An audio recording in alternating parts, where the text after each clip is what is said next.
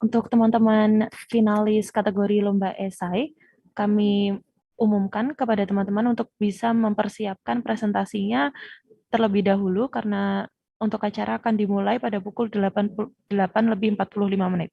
Terima kasih.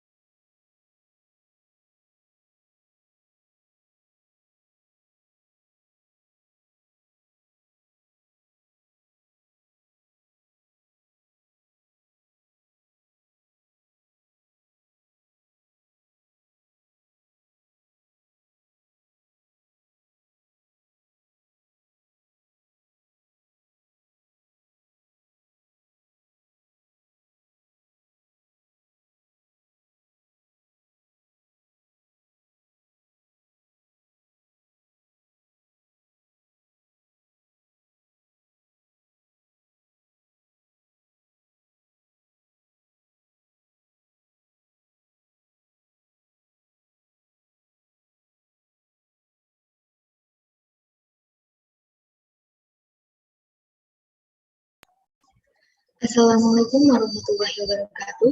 Selamat pagi. Salam, Om Swastiastu, Namo Buddhaya, salam sejahtera bagi kita semua.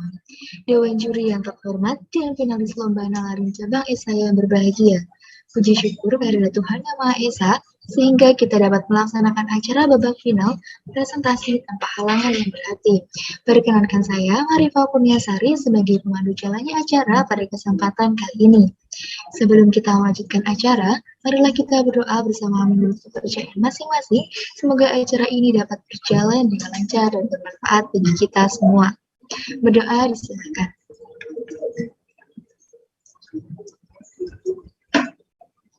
Berdoa selesai.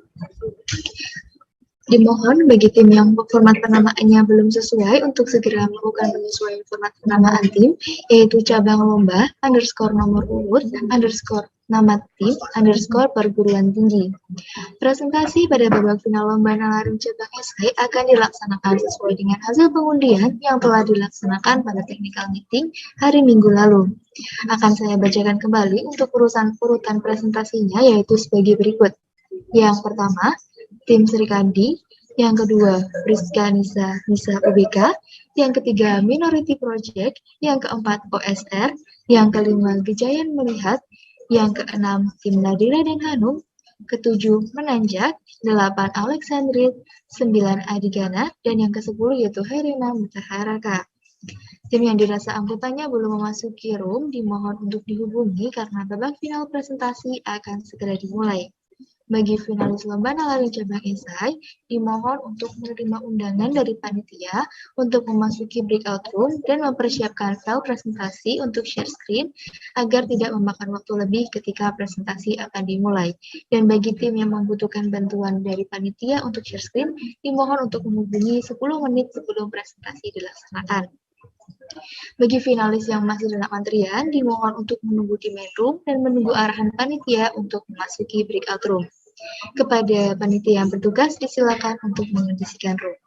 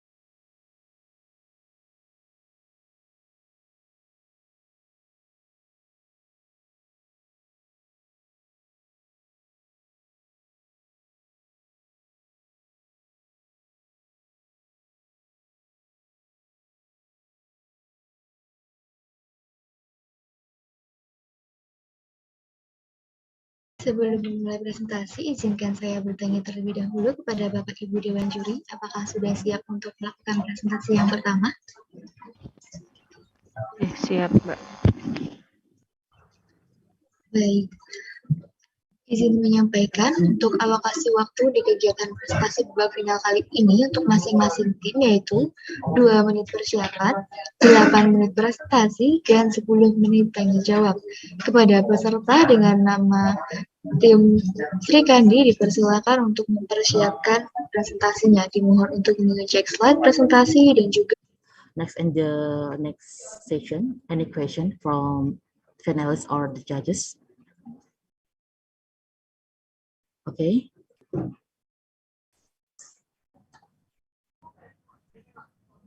All right. Am I audible?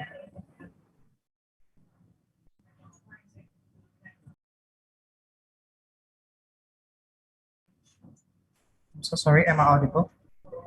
Yes, you're audible. All right, thank you. Okay, I'd like to ask, it was stated in the rule that we are not allowed to read anything when we're delivering our speech. So when the case building, so can we write down what we have in mind? So I think it will help us to memorize what we're going to deliver, because somehow it just helps. Okay, I'm so sorry. I have had trouble and please wait. Please. All right. What I want to ask is, are we allowed to write when the case building time? Because sometimes it just helps us in memorizing the material that we want to deliver in the speech. Thank you.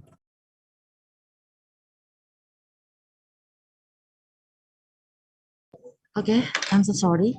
Can you replace it your question? I'm so sorry. All right. It was stated in the rules that we are not allowed to read anything when we delivering the speech, right? So in the case building, could we write down what materials that we want to deliver in the speech? But we're not going to read that materials when we delivering the speech, but it's just on the case building. Are we allowed to do that?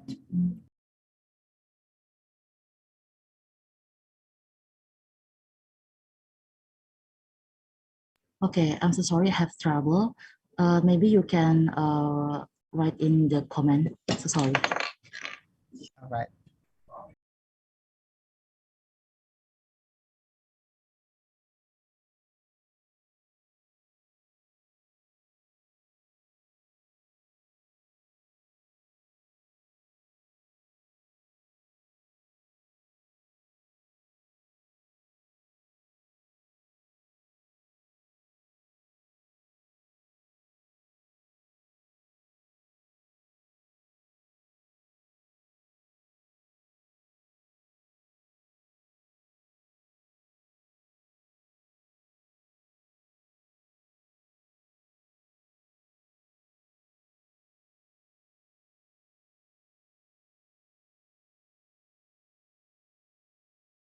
Okay, if the finalists have done, the finalists can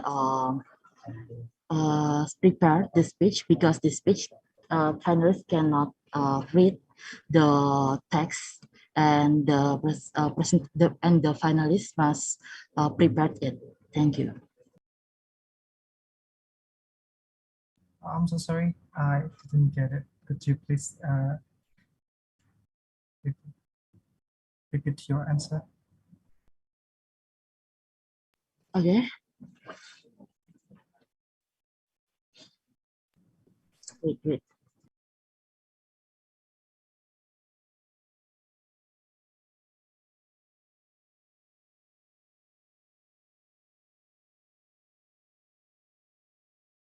Okay, I'm so sorry because I have trouble. Mungkin untuk tanya jawabnya mungkin pakai bahasa Indonesia aja, Mas.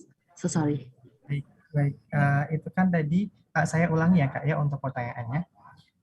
Ya itu kan tadi kita kan tidak boleh membaca apapun ketika menyampaikan speech ya Kak ya. Nah kalau misal di case buildingnya nanti itu kita boleh menulis atau tidak begitu. Karena bagi sebagian orang mungkin menulis sambil menulis itu bisa sambil lebih bisa apa ya bisa lebih mengerti begitu. Tapi nanti ketika delivering the speech kita nggak baca gitu.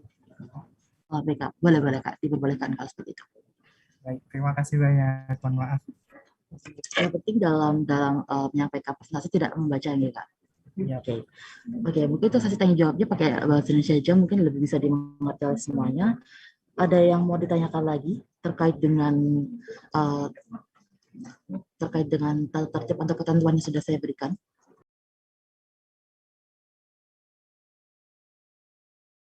Waktu yang diberikan untuk case building-nya itu 20 menit ya, Kak? Iya, selama 20 menit. Oke, kasih. Memiliki prinsip yang sama dengan website pada umumnya yang dapat dijangkau dengan menggunakan jaringan internet dan web browser. Next.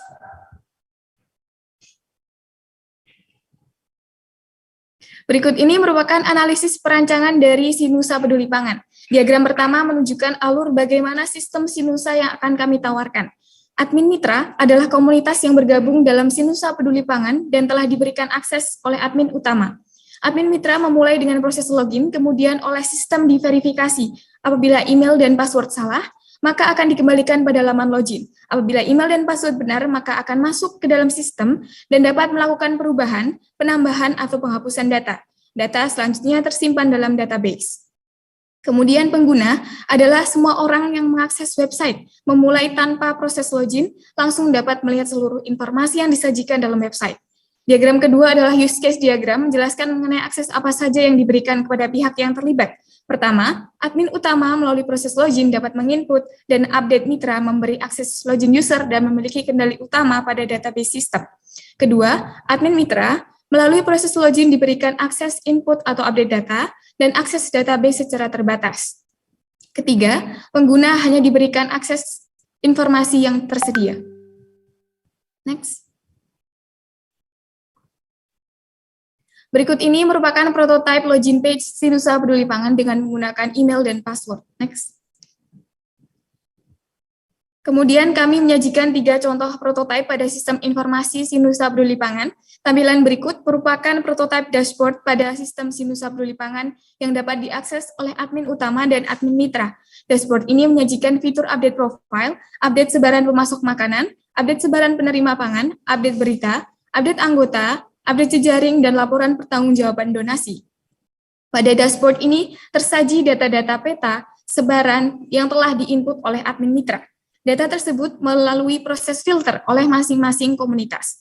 Selanjutnya, pada pojok kanan atas terdapat fitur search untuk memudahkan mencari suatu data, fitur chat untuk saling bertukar pesan dengan volunteer atau komunitas lain, dan fitur notifikasi sebagai pengingat apabila ada agenda bersama yang harus dilaksanakan. Selain itu, juga ada fitur full screen untuk memperbesar layar dan logout untuk kembali pada halaman login. Next. Pada prototipe selanjutnya merupakan prototipe data sebaran pemasok makanan yang nantinya akan berbentuk peta yang diinput oleh admin mitra melalui side page sebelah kiri. Jika diklik update sebaran pemasok makanan, maka akan diarahkan pada pengisian formulir mengenai letak wilayah dan jenis makanan apa saja yang tersedia. Kelebihan dari aplikasi ini adalah sebagai sistem informasi terintegrasi yang dapat menjadi wadah bagi komunitas untuk meningkatkan program Zero Food Waste, sehingga akan saling mendukung satu sama lain memperluas kampanye Zero Food Waste, sekaligus sebagai media informasi masyarakat mengangkat kampanye Zero Food Waste dengan informasi data lapangan yang valid. Next. Prototipe selanjutnya adalah fitur update profile, yang di dalamnya terdapat formulir untuk mengupdate profile dari admin mitra, begitu pula fitur-fitur yang ada pada side page sebelah kiri. Mitra dapat mengupdate segala sesuatunya dengan mudah karena berbentuk formulir yang mudah dipahami. Dari kesimpulannya, platform Sinusa Peduli Pangan menjadi salah satu inovasi yang membantu program Zero Food Waste dan menjawab masalah keterjangkauan informasi pangan yang ada di Indonesia. Gagasan ini tentunya mendukung pencapaian kelayakan Sustainable Development Goals atau SDGs Indonesia menghadapi era 4.0 dan membantu menyelesaikan masalah kelaparan Indonesia dengan pengembangan digital platform. Sekian dari tim Sri Kandi, jalan-jalan menyang Babarsari. Dugi Babarsari itu Babarsari ini. Cekap semantan saking tim Sri Kandi. Matur nuwun. Warahmatullahi wabarakatuh. Waalaikumsalam warahmatullahi wabarakatuh. Terima kasih atas paparan presentasinya. Lanjutkan dengan sesi tanya jawab kepada Bapak Ibu Dewan Juri, disilakan.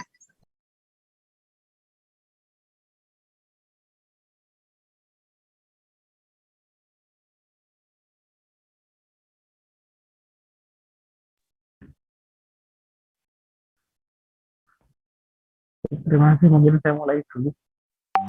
Jadi, sekilas Pak Nur.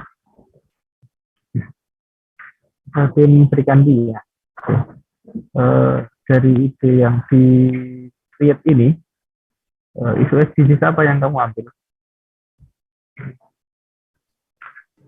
Izin menjawab Bapak, untuk isu SDGs yang kami ambil adalah kelaparan. Kelaparan ya, kedua ya. Berikutnya, terkait dengan isu kelaparan, kemudian kamu di sini menyebut adalah Zero Food Waste. Apa sih Zero Food Waste itu? Baik Pak, izin menjawab. Terkait dengan Zero Food Waste adalah upaya dalam mengurangi sampah makanan di dunia. Karena kita melihat Pak, seperti data yang sudah termuat tadi, bahwa sampah makanan di Indonesia ini juga masih tergolong sangat tinggi, dan sampah makanan ini mendominasi sampah yang di Indonesia, yaitu sebanyak 28%, Pak. Dan bagaimana mengkorelasikan antara kelaparan dengan sampah pangan yang teman-teman inisiasi. Baik Pak, izin menjawab. Untuk korelasinya, itu food waste sendiri adalah sebenarnya makanan yang masih layak gizinya, yang masih dapat diolah kembali, sehingga makanan itu sebenarnya masih bisa untuk diberikan kepada, menurut data itu 23-40 juta orang, atau dapat dialokasikan kepada orang-orang yang membutuhkan makanan, sehingga nantinya makanan-makanan yang sebenarnya dibuang itu tadi masih bisa diolah kembali, itu bisa untuk mengurangi kelaparan. Begitu Pak, mungkin Rani mau menambahkan. Baik Pak, izin menambahkan terkait dengan keterkaitan dari kelaparan juga food waste, ini seperti yang dimuat oleh berbagai komunitas tadi Pak, bahwa komunitas ini sudah melahirkan berbagai banyak manfaat, antara lain porsi makanan yang bisa tersalurkan bagi masyarakat yang memang membutuhkan bantuan. Dan di sini juga sudah mencatat bahwa 136.000 ini penerima dari makanan yang diolah tadi Pak, seperti itu. Ada karakter khusus nggak dari sampah makanan itu yang bisa diolah atau semuanya bisa?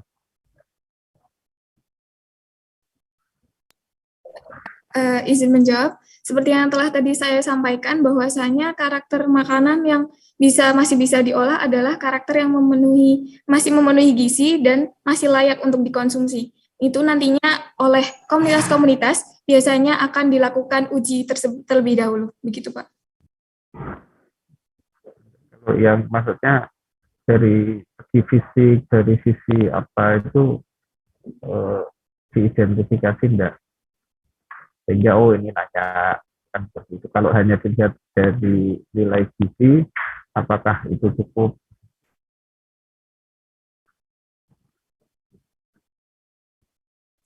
Izin menjawab Pak, mungkin kriteria ini juga disesuaikan oleh berbagai komunitas. Ada yang komunitas nanti bergeraknya dalam bidang kriterianya makanan yang memang ada gizinya, kemudian yang memang layak untuk diberikan kepada masyarakat dan masih bisa diolah.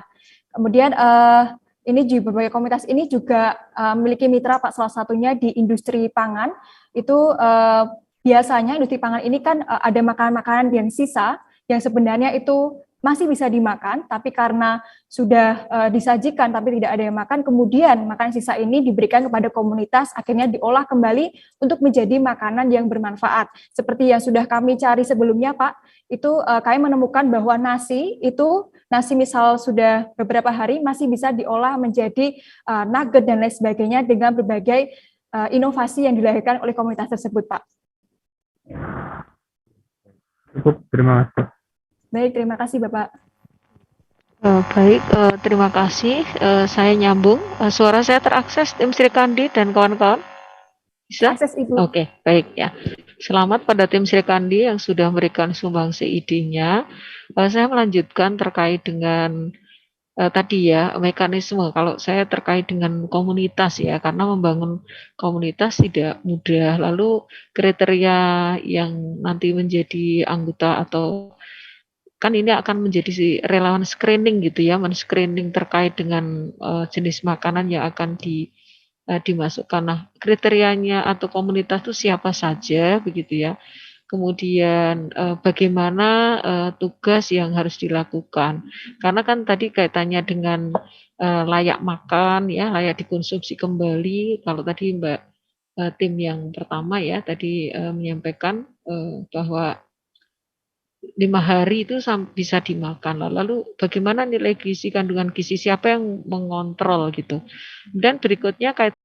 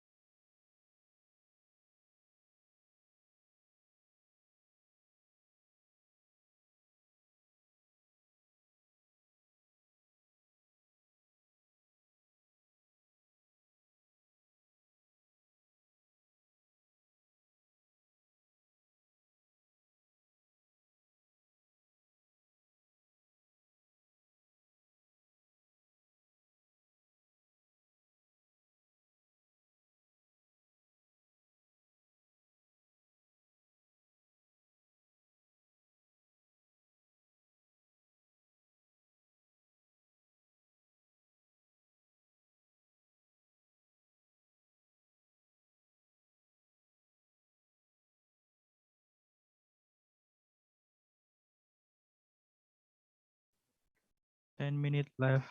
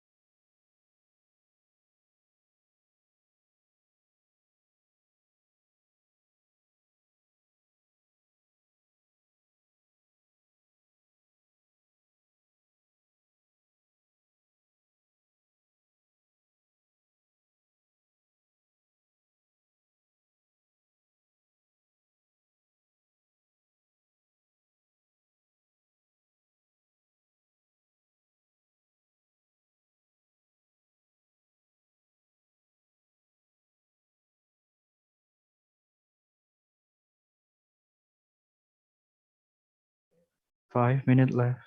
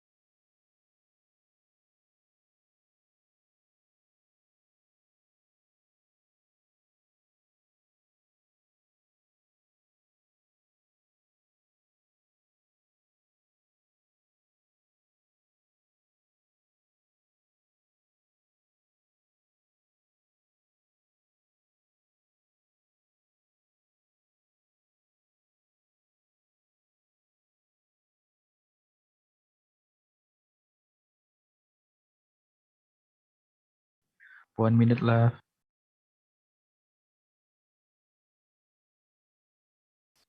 I'm sorry, Miss Ade.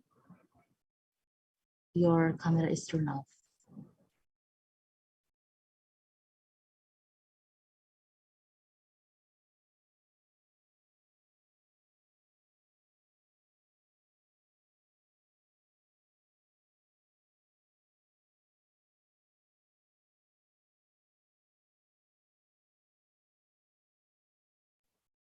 Hello, check. Miss Ade, your camera is turned off.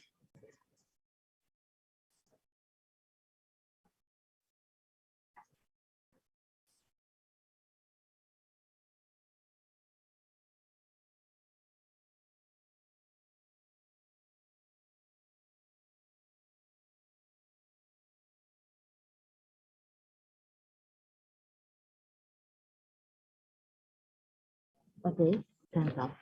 Okay, ladies and gentlemen. The first of all, number one is I call the Miss Ade to prepare presentation, check audio and video, speech with estimate time 2 minutes, 7 minutes, 2 minutes of preparation and 5 minutes to speech. And I'll call the commit to move on the breakout room. Thank you.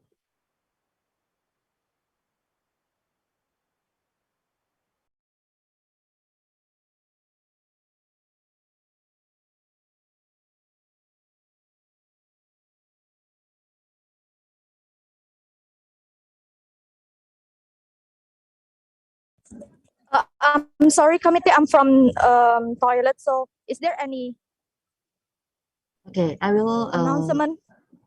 Okay, number one, I will move on to your breakout room and you can prepare your presentation. Okay, please wait.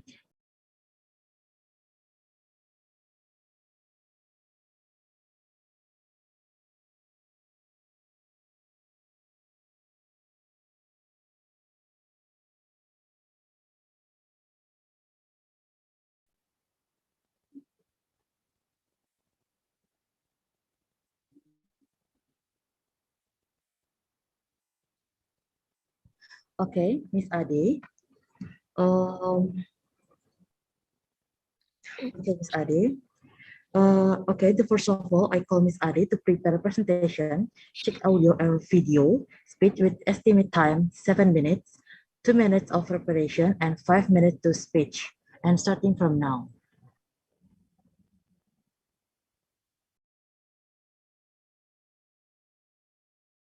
Okay, check. Am I audible? Yes. Wait, I will set for my timer first.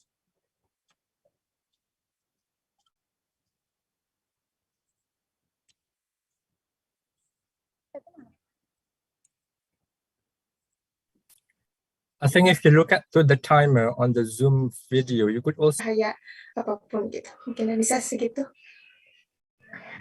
Baik, Ibu, mengenai pertanyaan yang kedua, bagaimana cara mengedukasinya? Kami beserta rekan-rekan lainnya pada saat pembelajaran perkuliahan, kami juga sudah meninjau langsung daerah mana yang sangat banyak remaja-remaja atau orang gitu ya Bu, dengan pergaulan yang bebas, sehingga kita itu mengedukasinya itu dengan cara pendekatan terlebih dahulu kepada orang-orang tersebut, sehingga jika sudah adanya pendekatan, maka akan timbul yang namanya rasa percaya dari orang-orang tersebut. Nah, kemudian setelah adanya rasa percaya tersebut, maka kami mengedukasinya itu bisa dengan lebih gampang gitu Bu. Untuk selanjutnya itu kita juga bisa mengedukasi mengenai website ini, karena di daerah lingkungan kampus ini juga banyak sekali seperti remaja-remaja dengan pergaulan bebas, dan kami pun sudah pernah melakukan pengkajian seperti itu. Mungkin dari rekan-rekan yang lainnya ada yang mau menambahkan?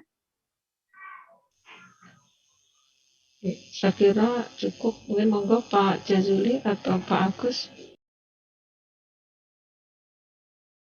Monggo Pak Sis, silakan. Oke, halo teman. So, apa yang berhasil untuk menemukan identifikasi dari para penderita atau para ODA ini, sehingga teman-teman punya ide menjawab keluhan-keluhan itu dengan solusi yang teman-teman tawarkan. Sudahkah dilakukan itu atau ada hasil penelitian yang lain yang digunakan sebagai dasar untuk menyusun ini?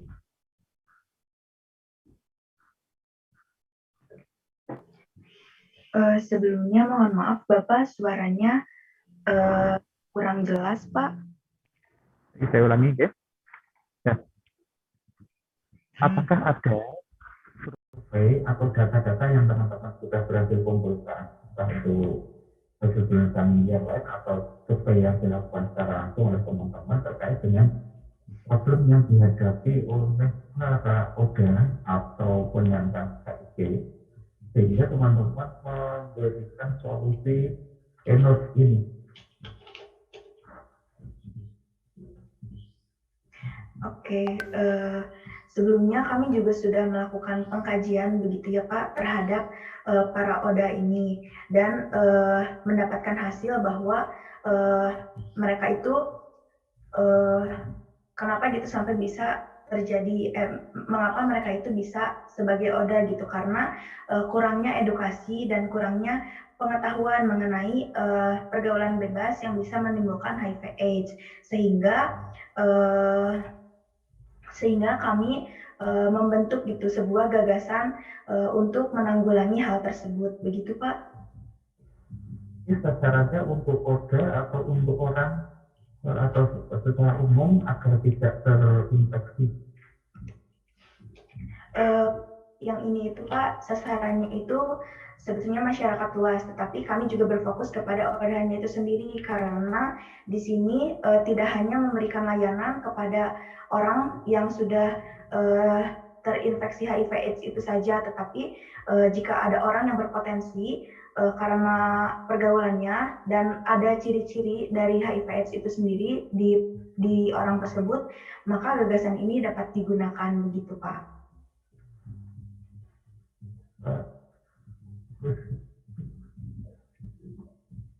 Monggo bisa dilanjut.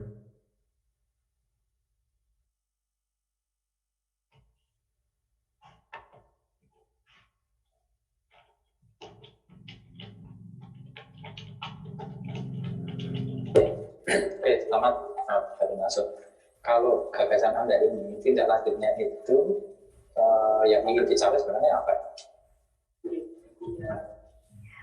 Tindak lanjut dari gagasan ini Pak, kami ingin membuat websitenya itu secara lebih terperinci lagi gitu Pak karena gagasan ini sebetulnya sudah mulai tahap rancangan, seperti kami sudah memulai pengkajian dan pengumpulan data, kemudian gagasan ini juga diharapkan di kemudian hari dapat digunakan oleh masyarakat luas sehingga HIV/AIDS yang ada di Indonesia ini angkanya dapat menurun dan SDGs di era 4.0 ini juga dapat tercapai dengan kemajuan teknologi.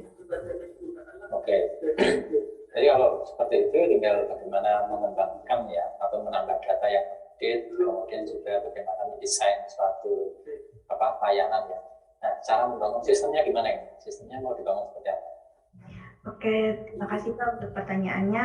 Untuk membangun sistemnya, kami juga akan bermitra dengan orang-orang yang kompeten dalam pembuatan program-programnya tersebut, sehingga ini itu dapat direalisasikan dengan baik gitu Pak. Oke, terima kasih. Selamat dan sukses. Baik, terima kasih Pak untuk pertanyaannya. Baik, terima kasih atas hasil presentasi dari tim Priska Nisa PK. Kepada tim dipersilakan untuk meninggalkan breakout room dan sampai jumpa pada pukul 2 nanti di sesi formal. Terima kasih. Baik, terima kasih kepada Dewan Juri semuanya. Kami semua izin live. Mohon maaf apabila ada kekurangan dan kesalahan. Wassalamualaikum warahmatullahi wabarakatuh. Waalaikumsalam warahmatullahi wabarakatuh.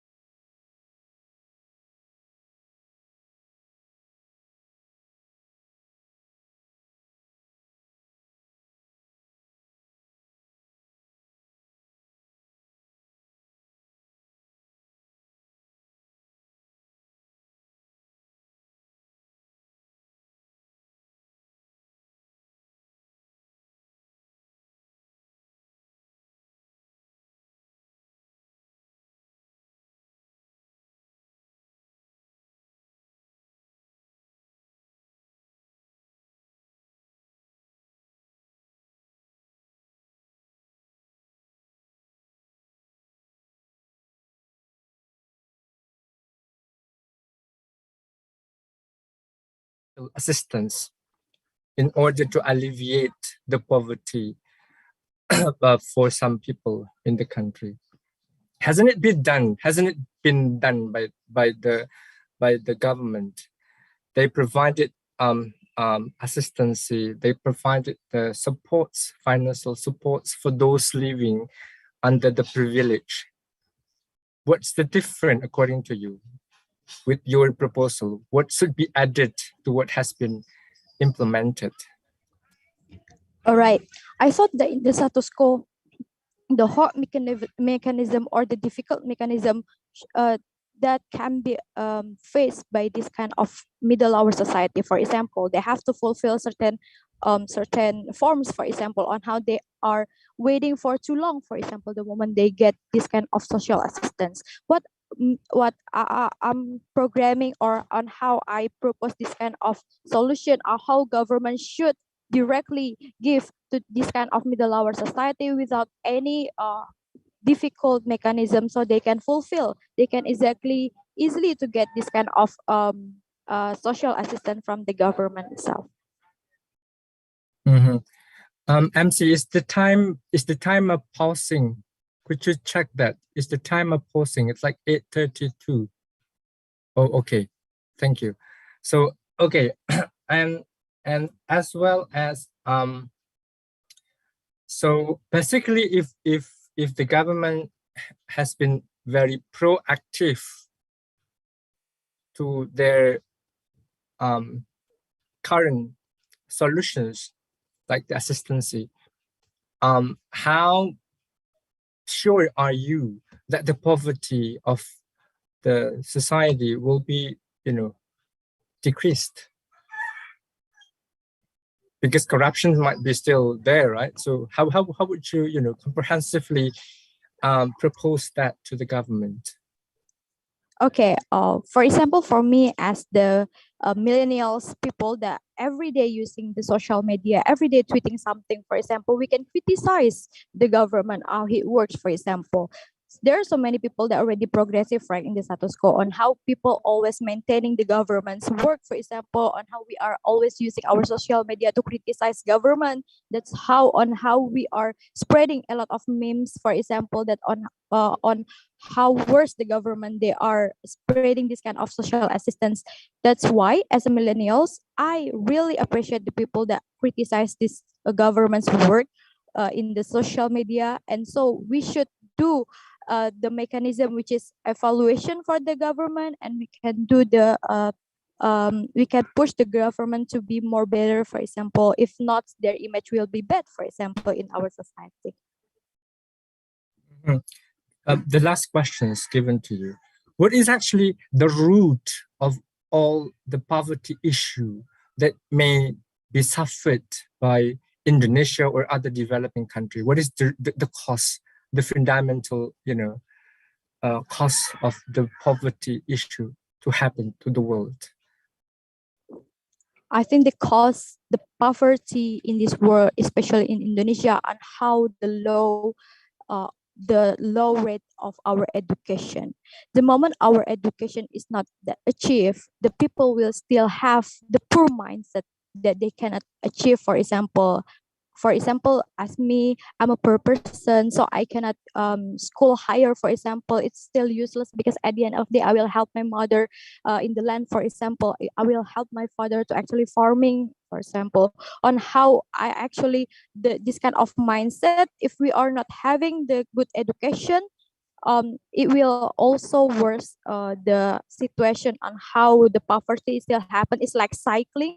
But if we push the government to push on the education first, for example, free education for everyone, especially the middle lower society, they will think to increasing their daily life. They will think to increasing to overcome the poverty in their family, for example. That's all I think, sir. All right, thank you, Ade. Yes, you're welcome. Give it back to you, Mbak Ardelia. Okay. I called the committee to move on the Miss Adi to my room, and the next I called the Mr. Chokres to prepare presentation. Thank you, Judge.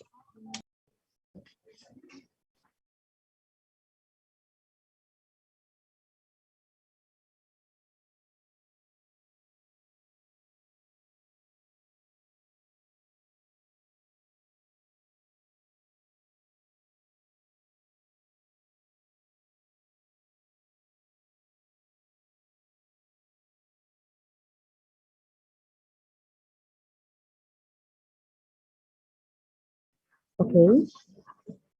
Secondly, I'll call the Mr. Chakwas to prepare presentation, check audio and video, speak with estimate time 7 minutes, 2 minutes of preparation, and 5 minutes to speech, and starting from now.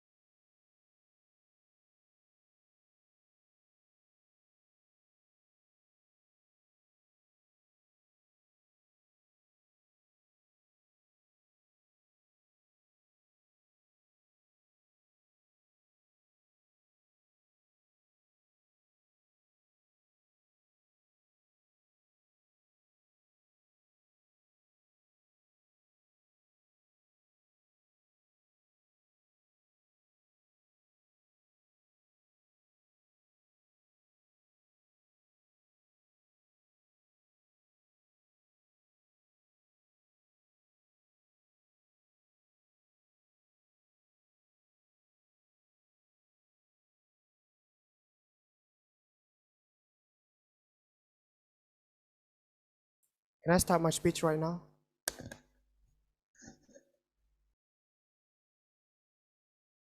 Okay.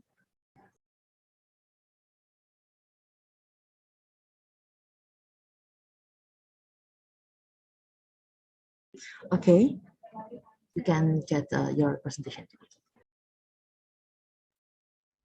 Assalamualaikum warahmatullahi wabarakatuh. First of all, I would like to thank God for healthy and blessings so that we can gather together in this place today and bath in the beautiful condition and mercy. Thanks to the judges whom I respected the most, to my lecturer who has guided me to this point, to my family and friends who have supported me to this point, and so on that I can mention one by one. On this beautiful day, allow me to introduce myself. My name is Jacques Mahavidalu. I am from Universitas Tanjung Pura, English Study Program, and I am from Faculty of Teacher Training and Education. Thanks to everyone to this point so that I could present my speech entitled, Healthy is Wealthy. Ladies and gentlemen, health problems has become a case for centuries. This is mainly because in 2015, the United Nations has set life goals about the health problems and so many things. And as for today, I would like to elaborate and telling people more and more about health. We already have gone through so much adaptations. We have through so much centuries, research and anything so that through vaccines, medicines, and our apothecary has already improved so much. What is the point of wealth if we don't have good health? What is the point of good education if we are not healthy? Ladies and gentlemen, I would like to assure you that I want to be the greatest and role model for the health campaign because I really think that health is the most important factors in life. We already talked about different things from the early of the century and to the late of the centuries. And health is always be a problem in this century. From 2000 or 5,000 years ago to right now in this today, we already face so many cases. As for today, we already face the pandemic of COVID-19 that is considered as health problems. So, ladies and gentlemen, everyone here wants to be healthy, right? Because I truly believe that this is the cheapest thing to acquire. We don't need to buy so many expensive stuffs. We just need to have a good eating habits. We just need to go and have a physical activities regularly, and we are closer to a good and healthy life. We have so many things in our mind, but that is not easy to do. We have school, we have works, we have so many things in our mind, and we are busy doing this. But we must always remember that if we are not healthy, we can do the activities, we can go to school, we can do our work, and so many things. As the Japanese says, Kenko wa seikoi no kagi desu, which means health is the key to success. Ladies and gentlemen, that is why we have to live healthy. Because the first one, if we don't have a good and enough health, then we are going to sick. We can do so many activities. We're going to think about the cost and anything. And second, if we have a good health, we will have a good physical health. We'll also have a good mental health, and we are feeling better. It can reduce our stress. Ladies and gentlemen, especially for us, the teenagers, or everyone at every age, health is very important for us. Because for the teenagers especially, if we have a good health, we'll be having a good looking. Of course, this is, and I think it's from my perspective. Because if we are good, if we are healthy, we don't need to lay on the bed 24/7, because we can do so many activities. We can change our life from a small things. I think it's all for me. That was Mavidalu. I'm sorry if my words do offend you. And I think a winner must speak not of the word as it is, but of the word as it should be. I think that's all from me. Wassalamualaikum warahmatullahi wabarakatuh. Thank you. Okay, thank you. And the next, I call the judges to give question and answer session until 10 minutes. Thank you.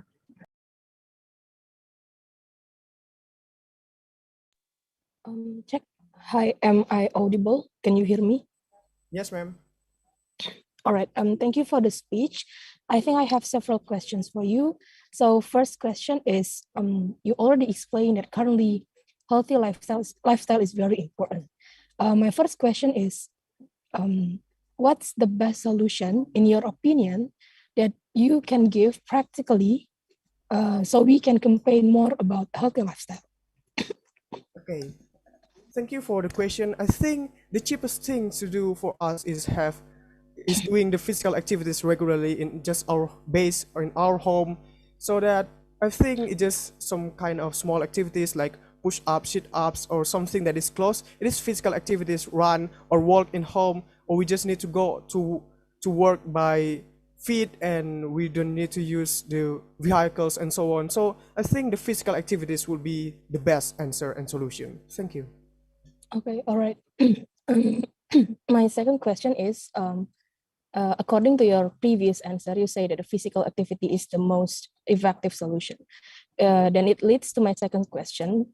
Do you think healthy lifestyle will always be compatible with the current competitive world? Because the reason people don't do a lot of sports or a lot of physical activities because of the workload, because of they have a lot of studies or homework and such things, so they have a very limited time to do physical activities. What do you think about this? Thank you for the question. I think in what era we are living, the health problem is very important for us, especially when we are going to see back to 5,000 years ago. People are hunting, and right now we don't need to hunting. We just need to do our work. We work in the front of our laptop. But consequently, if we don't have a good enough health, everything that we plan for the future will be fall apart. Imagine that if we have a dream to become a rich people or an entrepreneur or something, we want to work in front of our laptop, but we can't stand up from our bed. It is something that is very bad. So I think everything is based on health. I think that's it from me. So very important. All right, one last question. Okay, if you believe that the most effective solution should be on the level of individual awareness, they have to do physical activities. What is the urgency of individuals to do physical activities when they don't have such kind of awareness? They probably think that it's more important to look for money, it's more important to look for my master degree, for example. So what is the reason people really wanted to do that physical activity, and why it's really possible, like you said before? Okay, thank you for the question. I think it's just about our mindset, because exceptional, because if we want to have a master degree, if we want to have money or something, we need to work, right? There's no such thing just like money just will come out from the sky. We need to work, and by need to work, we need to move ourselves. We need to do ourselves for the better, so that we need to always face and taking care of our health. We need to taking care of everything, so that if we want to have a dream, if we want to pursue our dream, we must have the base for it. We must have and prepare anything for it, especially our models and our health, because it is very important factors. If we are just like what I have explained before, if we are sick, then we can do so many things. We can get our master degree, we can get money and something like that. So money is important, master degree is important, but I think, and I really believe that health is very important as the first and the very first factor of it. Thank you. All right, thank you for the answers. I give back to MC. You're welcome, ma'am.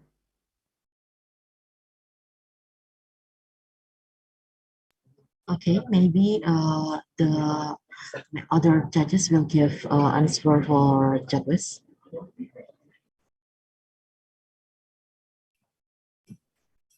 For me, it's good. I'm done. Okay, Mr. Rasman. I think it's enough. Okay, okay. And the next, I will call Miss Eva Doli. Will presentation about education.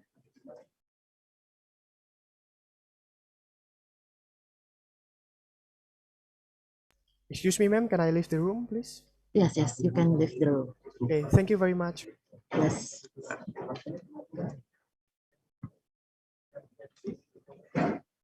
Okay. The next, I will call Miss Eva Doli to prepare presentation, check audio and video speech with estimate time as 7 minutes, 2 minutes to preparation, and 5 minutes to speech. And starting from now. Wait, committee points, committee. Should I turn on my microphone or no in this preparation? Okay, it's okay. It's then okay get to off.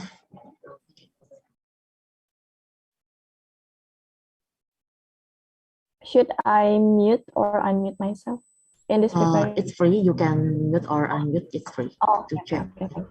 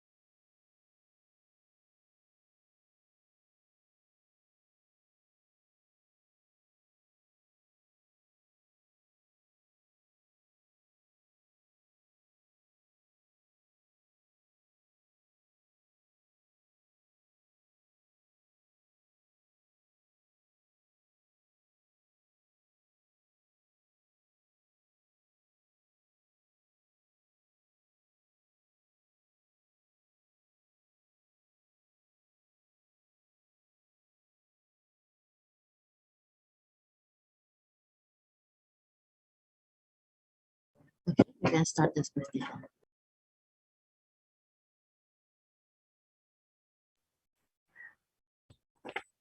COVID-19 pandemic really affects education around the globe in developing and developed countries. Let me bring up some cases. In developed countries such as USA, UK, and New Zealand, they were struggled in the study from home mechanism at first, but they right now really handling in and adapted it really well. While in developing countries, I'm gonna bring up some cases in poor countries in African region that they deliver the learn and study material via radio. How sad it is. And while in Indonesia, there are 4.3 million children that drop out of school because of the financial struggles. The parents laid off by the company, and they cannot provide the internet quota, and they cannot get the proper devices to do the study from home mechanism by the government. But I also would like to praise the action from Mr. Nadiem Makarim that provide us by the free quota internet to all the students in Indonesia. But the thing is, we should also give our support and to help the equal education throughout Indonesia. So I established this Edu for All, or Education for All NGO, on July 2021.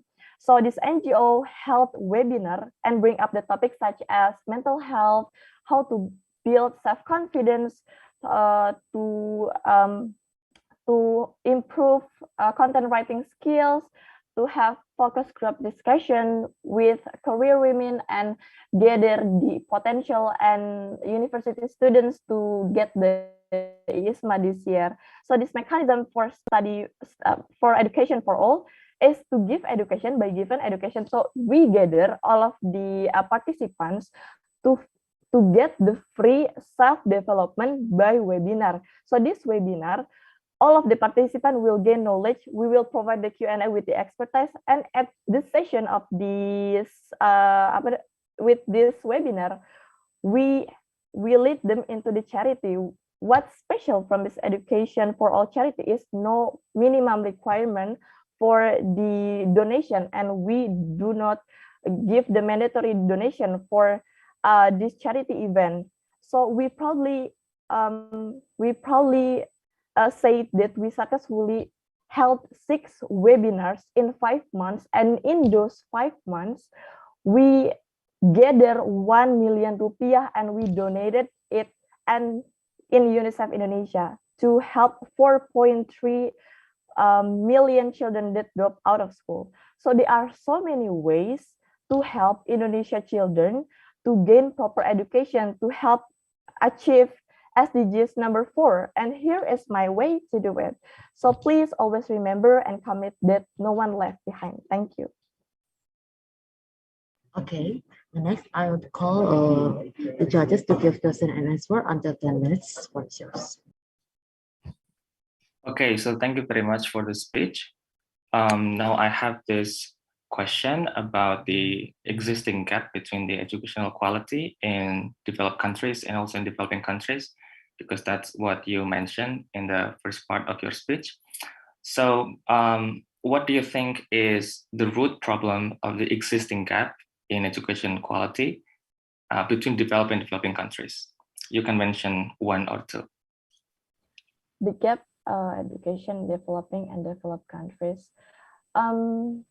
Yeah, there are so many countries that allocate the government budget and allocate it, for example, mostly on health and mostly on infrastructure.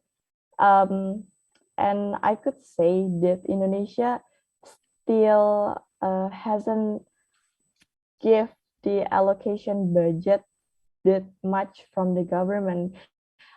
I recognize because our COVID-19 cases was really huge at first, but I could recognize the government progress in the concert of our education aspect. And yeah, I really want to highlight that the gap between developed and developing countries in regards of education is the human resources.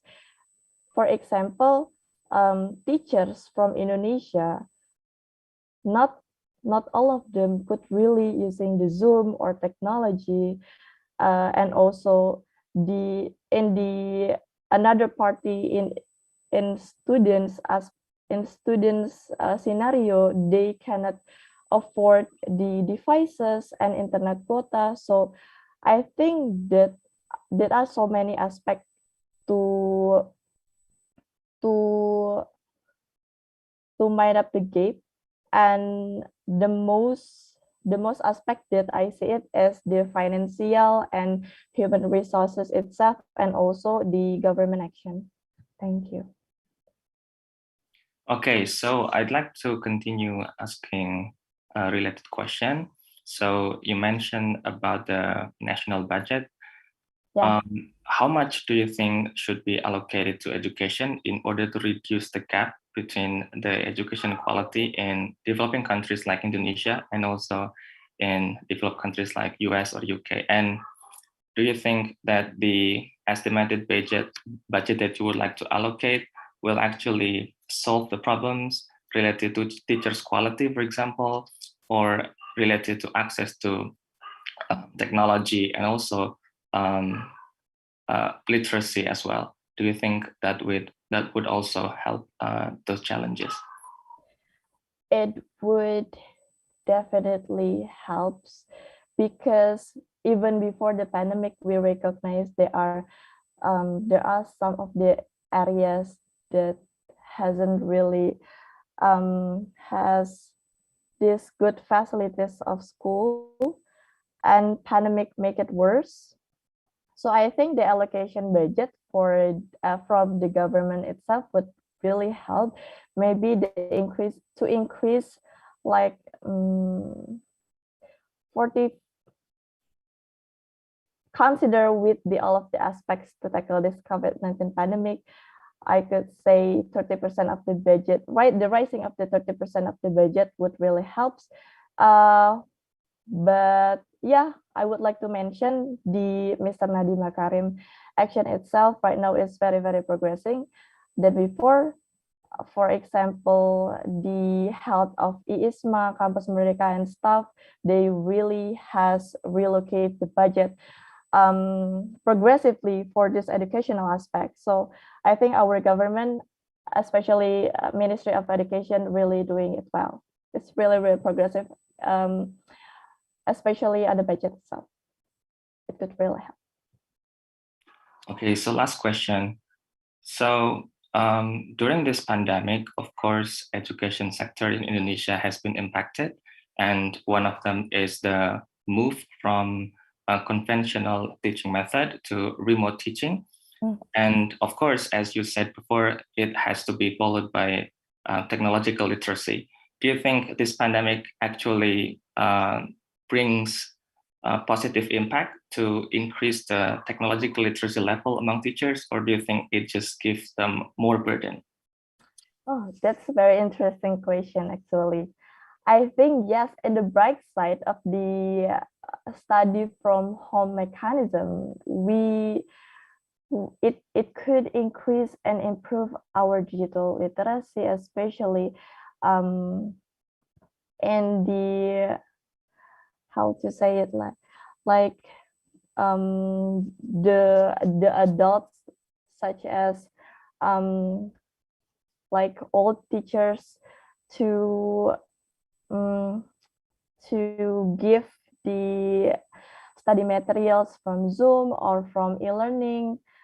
The bright side of the study from home itself is to improve the digital literacy, and also not forget to mention that I wasn't really aware with the electronic learning mechanism with the Zoom also, but yeah, from time to time, from this pandemic has started, I really I could say that I'm very adapted with this situation, and I hope that everyone, students and teachers throughout Indonesia, could feel the improvement of the digital skills, digital literacy, and digital learning. Thank you.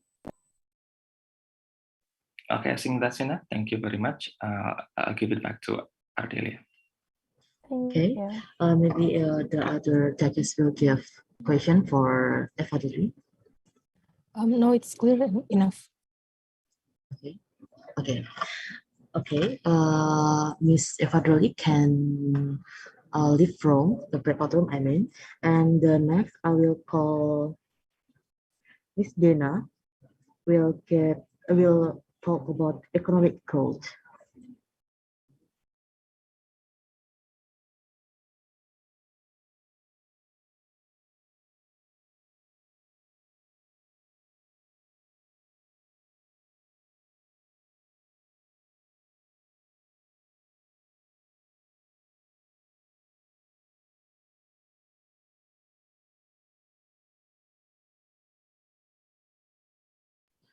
Okay, Ms. Dena, okay. And next, I will call Ms. Dena to prepare presentation to audio or video speech with estimate time 7 minutes, 2 minutes of preparation, and 5 minutes to speech, and starting from now.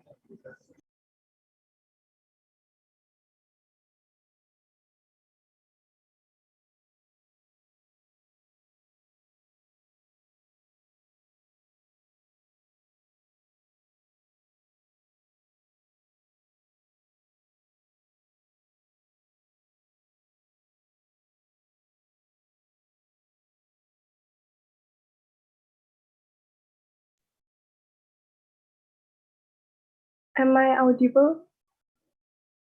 Yes, here.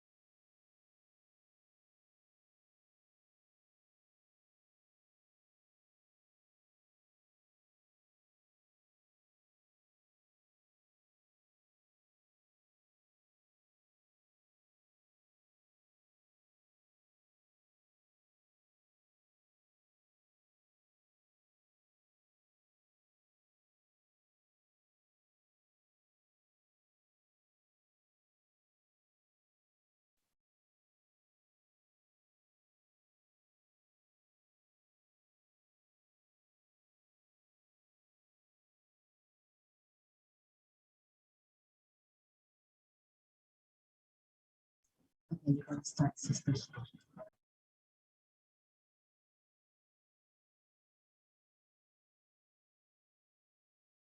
Assalamualaikum warahmatullahi wabarakatuh. Can we change the world with magic? Firstly, I'd like to say many thanks to the judges and MC who have given me opportunity to deliver my thoughts in front of you all.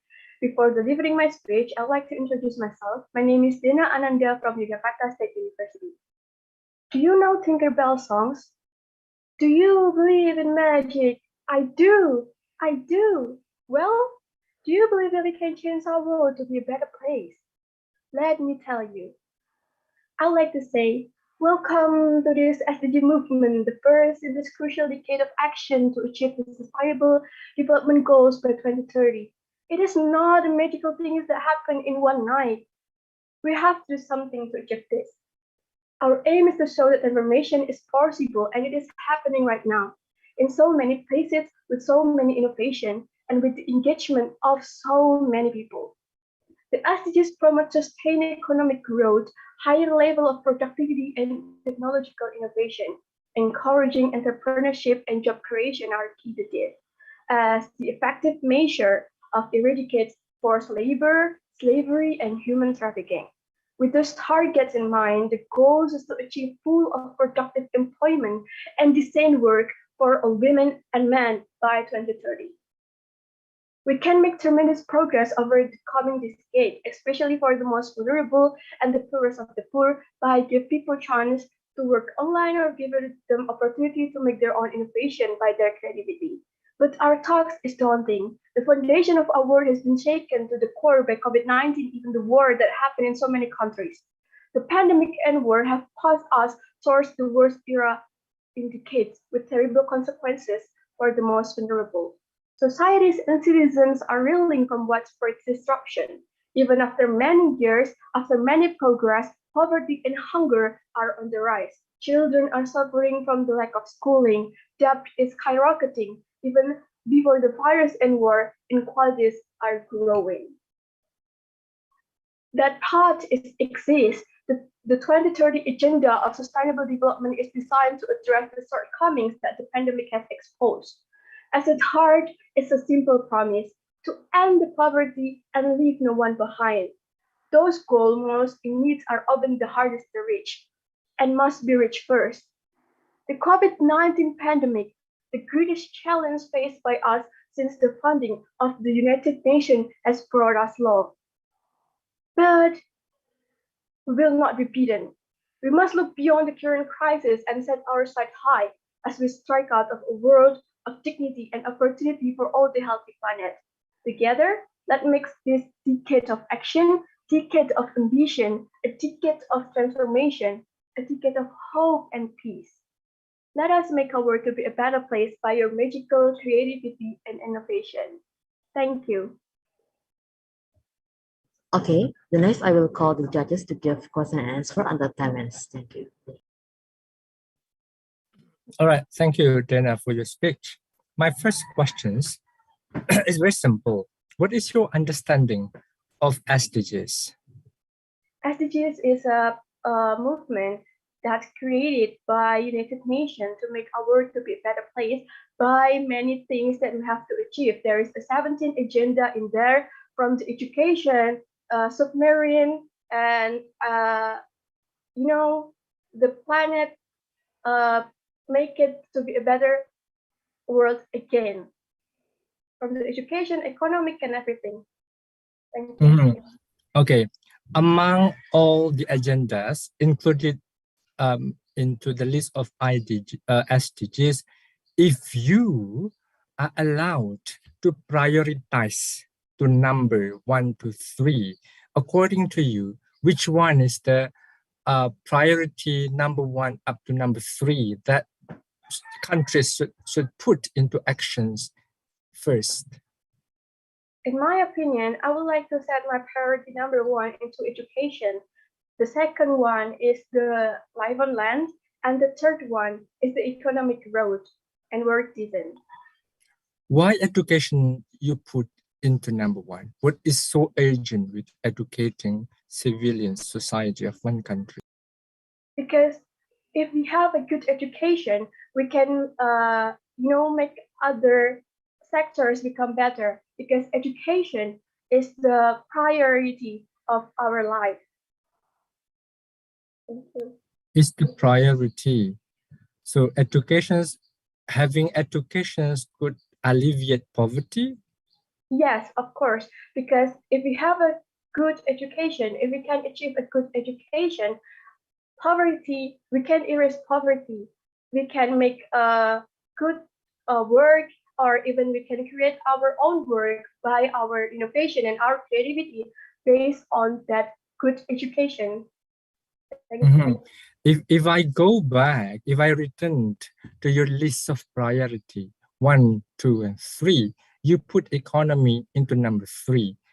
Referring to your previous answer, could we readjust that number 1 and number 3 should be developed all together at once? Or you still want economy later, education is number 1? What's your opinion on this? Yes, I set education into my priority number 1, and the economic is the number 3. Therefore, they can go along together. But in my opinion, education is the most fundamental things that we have to achieve, because with a good education, we can achieve a good economic, a good work to set our life to be a better, and there will be no poverty again. Oh, okay.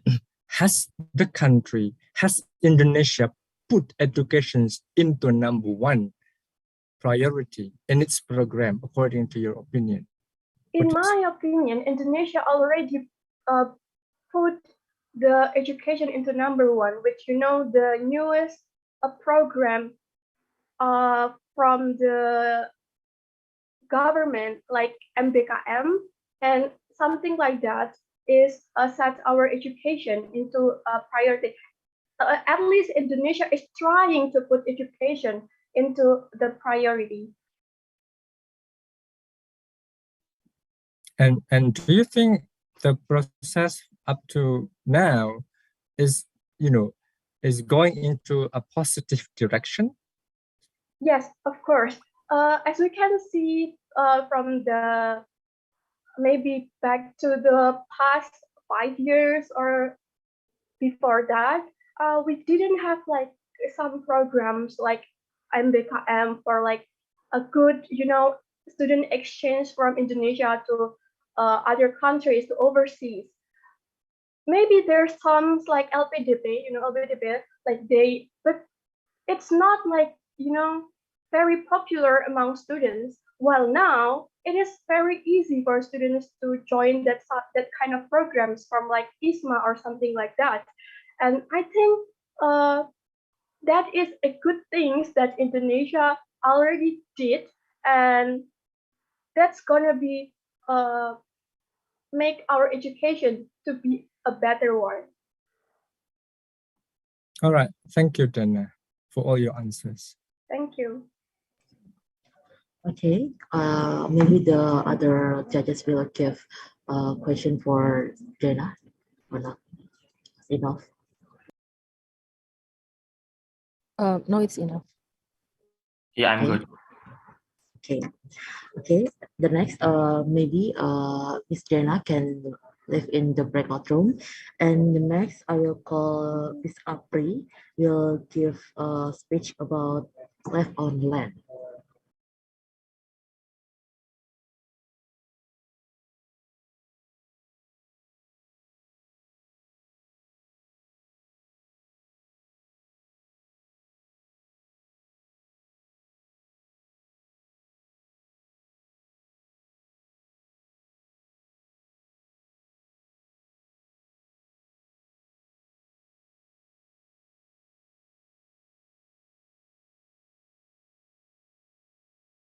Okay.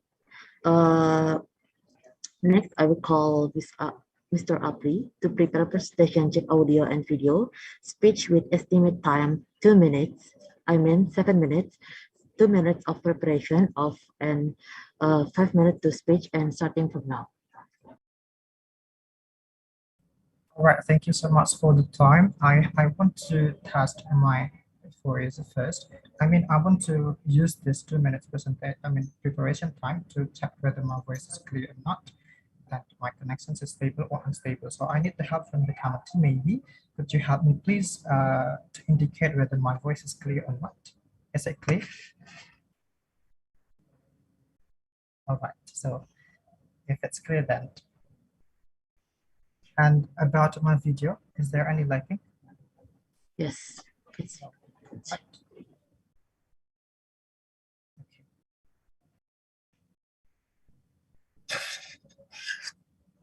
That if my voice is clear and my connection is stable, then I think I'm ready to deliver my speech. Okay, you can start this presentation if you want.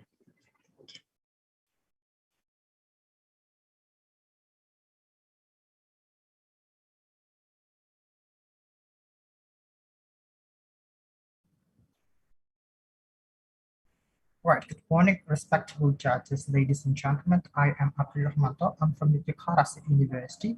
In this occasion, I'd like to deliver a speech in the relations of the life on land and focusing on the deforestation. But before that, we have to know first what deforestation is. In my opinion, deforestation is the transfer functions of the forest into some other functions. For example, to change to transfer the functions of the forest into the agricultural land or some natural exploitations, or exploitations of nature. And people who do the transfer, the deforestation to transfer the functions of the forest into agricultural land, they might think that it will help them to survive in life because they can plant some beneficial plant to them that they can have a harvest time maybe in the future. But I think it's not going to help them, because the casualties that caused by the action will be much more worse, because agricultural plant will not have enough power to save them from the natural resources that will happen and that will come in it. Because agricultural land also have a short harvest time, so it won't help the society if the natural resources such as flood and also landslide happened. And besides the deforestation and changing the functions of the forest into an agricultural land, the exploitations of nature as now are also being the serious problems in Indonesia. And one of the causes of this deforestation is that we pushed some of the animals of some of the species in the forest to be in the line of extinctions, and that's going to be a serious problem. So I think we have to solve this kind of problem. So how do we solve these problems, or how do we prevent the deforestation from happening in Indonesia?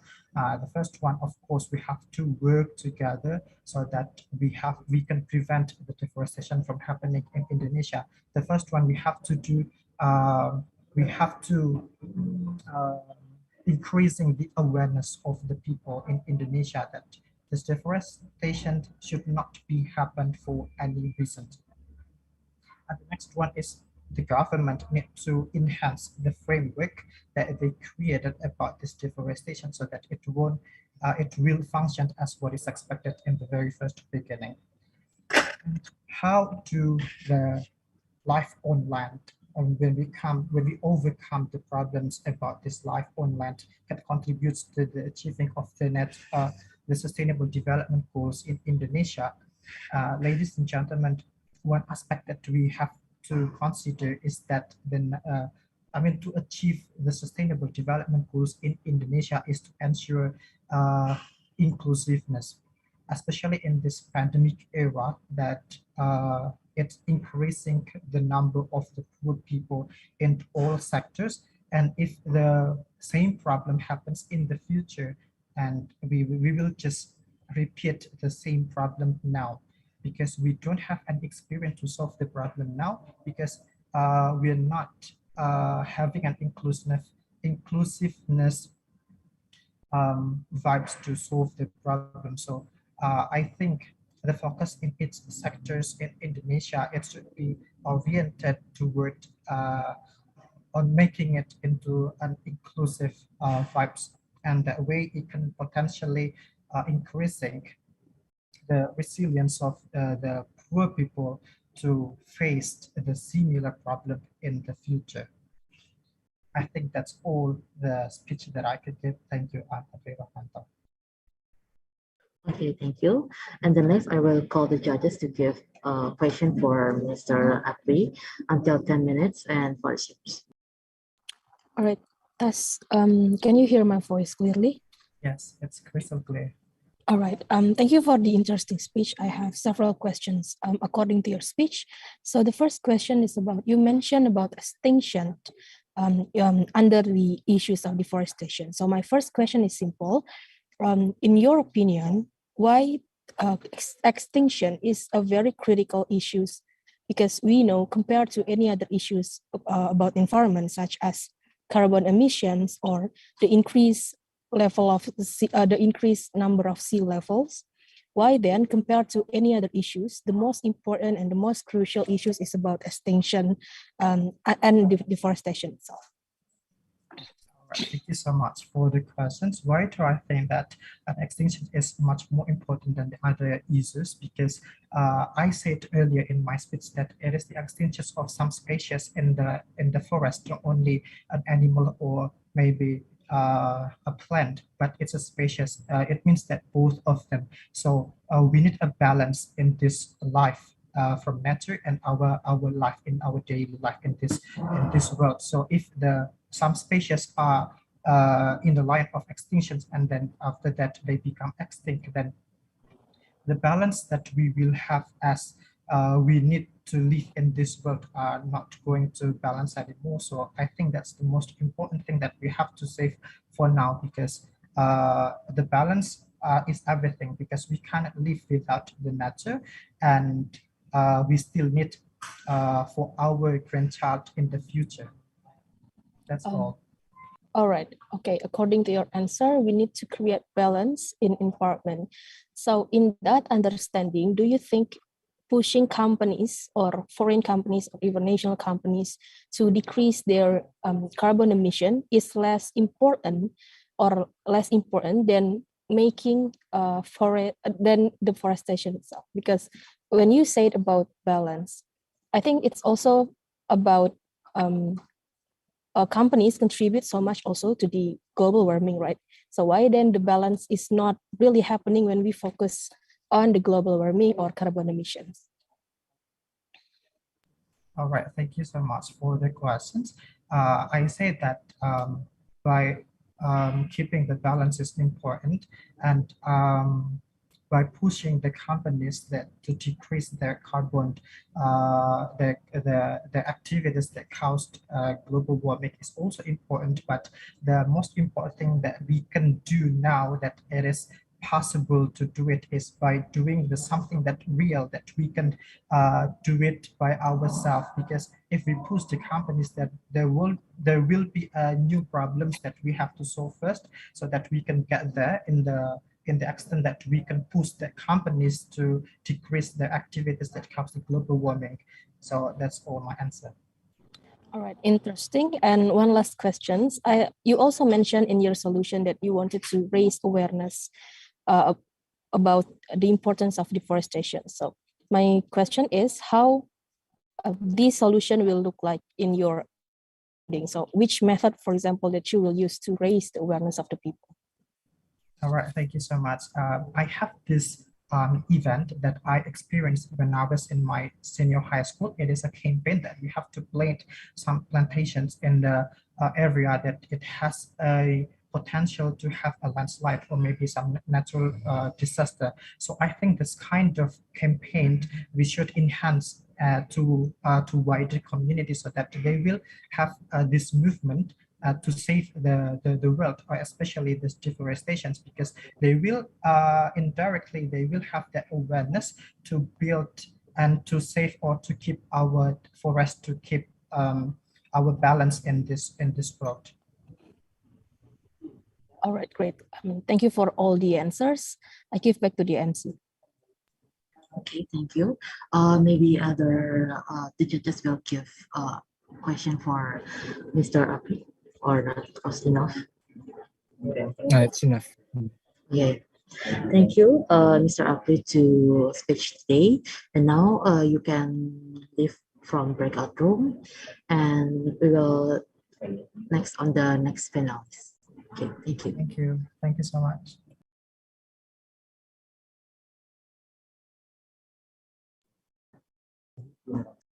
Oke, mohon maaf Dewan Juri, karena ada waktu 5 menit, apakah mau langsung lanjut ke finalis selanjutnya atau mau istirahat terlebih dahulu untuk menghabiskan waktu? Let's just continue. Can I have 2 minutes? Okay, thank you. Sorry, Chief. Thank you.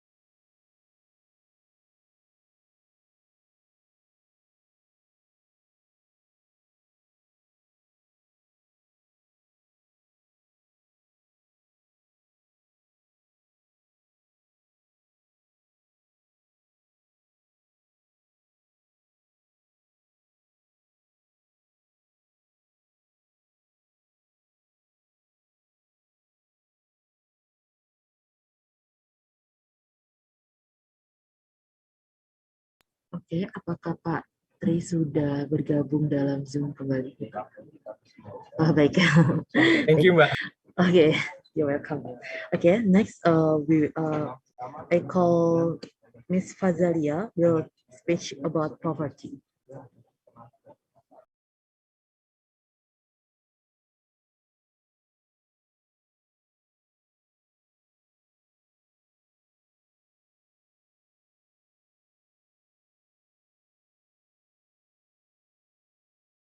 Okay. And the next, I will call Miss Fazalia to prepare a presentation, check audio and video, speech with estimate time, 7 minutes, 2 minutes of preparation, and 5 minutes of speech, and starting from now.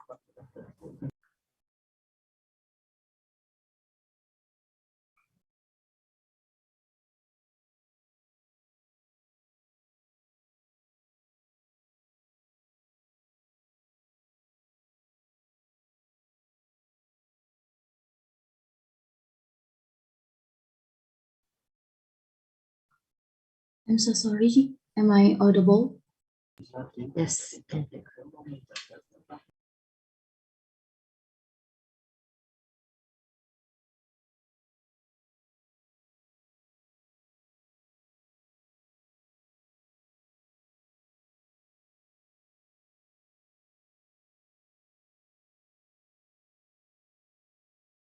Yes, Miss Fazalia is can hear from our audience.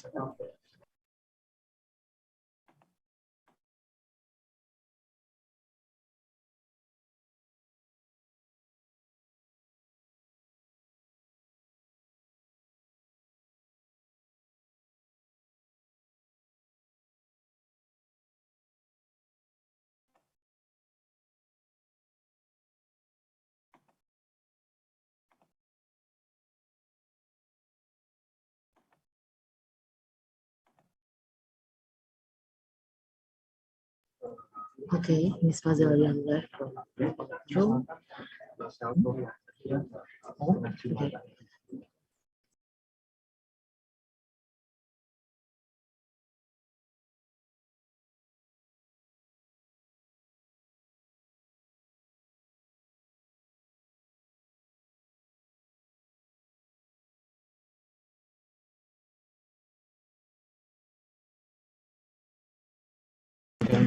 Oke, mohon maaf Dewan Juri, mungkin karena atas nama Fazalia sedang ada gangguan jaringan, jadi kami akan mengupdate terlebih dahulu di main room.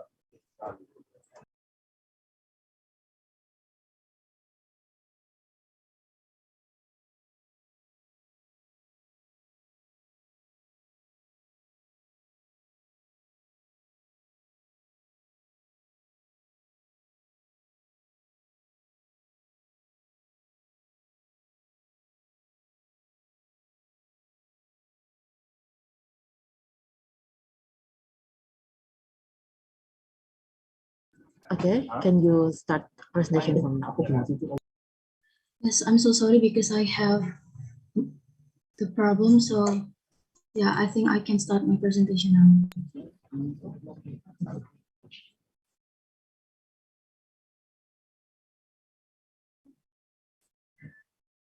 So take a second, ask to yourself what you can do, what is your role to be the part of the agent of change for your country or even for all the people around the world.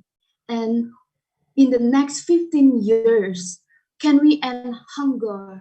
Can we escape from the poverty? And just imagine a world where not a single soul is living under the poverty line. It sounds like a perfect world. However, even though it is maybe difficult for us, but it is definitely not impossible. And today I have a really good news for you because there's actually one simple key that we can do to end the poverty. My name is Fazalia, and I'm from Sriwijaya University, Palembang, and the honorable, the judges, the committee, and also all the audience that participate in this event.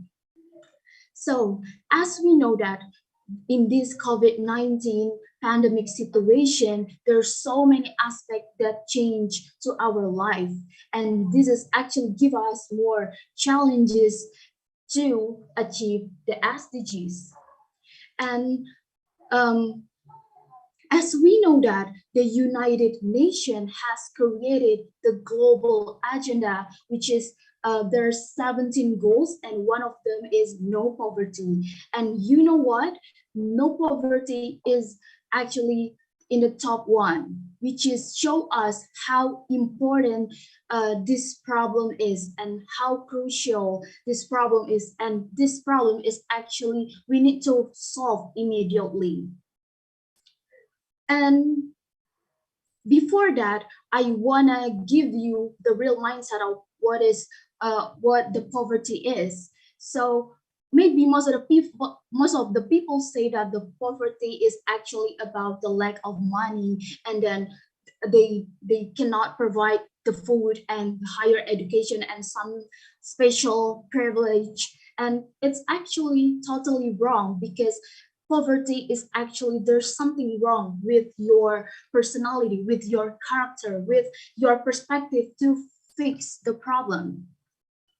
So before that, I want to give you one question. Why do poor people make poor decision?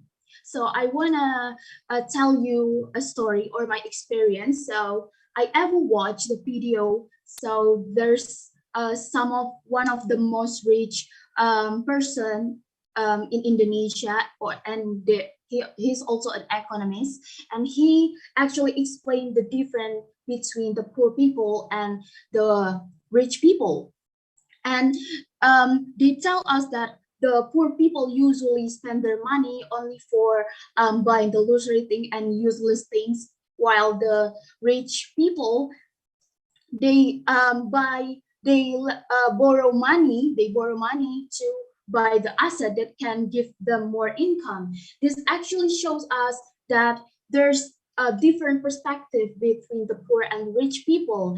And one key that we can use to fix this problem is actually the idea, the knowledge, and one of the most powerful key that we can use for this problem is education. Education can solve this, because based on my own experience, I also came from the poor family, but my parents really care a lot about my education.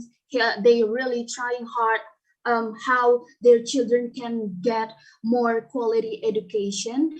And yeah, now I can actually really few things in a different way. So what I want to emphasize here is actually we need to be more creative to made a new solution, made a new strategy, so we can actually solve this problem. And regardless of the privilege and something like that, we actually need to focus to take action on our own. So because it is actually, even though it is small, it is a small. Okay, I'm so sorry to insult. Okay, and the next I will call the judges to give questionnaires word until 10 minutes. Time for yours. Okay, so thank you very much for your speech. I'd like to ask some questions related to what you've just delivered. So you said that poverty is actually a result of poor mindset or individual's decision. But others also believe that poverty is also structural. So it's a structural problem that requires a structural solution. What I mean is that sometimes people have the right mindset, they have good work ethics, but just because they don't have a social network, because they don't have access to capitals, they don't have access to resources, so they, at the end of the day, are not able to get a little bit richer. So in other words, people sometimes say the rich get richer, the poor get poorer. To what extent do you agree with this? So actually, I really agree with this statement where they say that social network is actually really provide them more privilege to get them to be to escape from the poverty, because and we need to starting from the social network itself, where we can get that, which is we can that from school, right? And I read some articles because there are so many children in Indonesia. They dropping out of school because their parents did not support it, because they think that school is only spending money and waste of time, and they just need to strive to work because the result can be felt immediately. But they cannot think about the other impact of school, which is really give us a huge impact, which is the socialization with the friends around the school, right? So beside we get more knowledge, or we get more perspective in school and education, we also can learn more about socialization, how to socialize with other people, and how to fix the problem around the community, around the society. And we will care a lot about those kind of things. So I think this is actually good, because like what I said before, education is one of the most powerful key that we can start. So we can like educate the parents that is education is actually really important for the future of their children. So I think that's my answer. Thank you. Okay, my next question is related to your answer.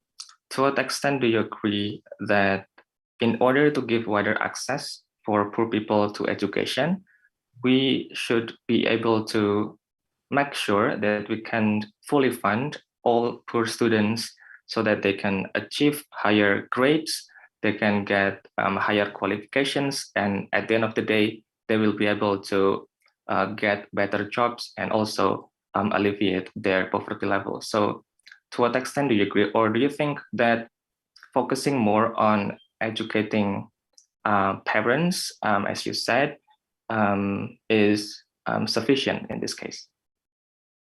So when we are talking about the access, I have one related story about my own experience. So I actually came from the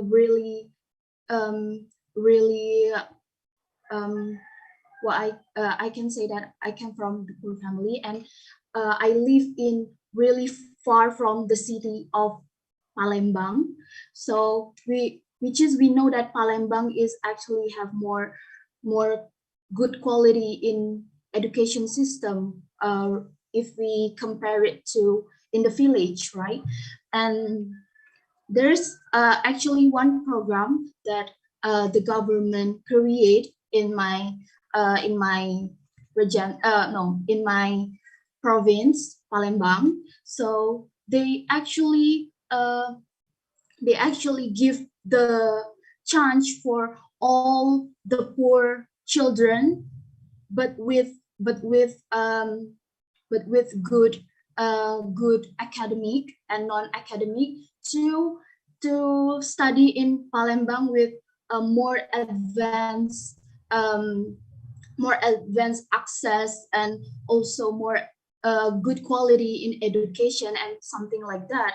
And what I'm trying to explain to you is actually there's so many chance that government has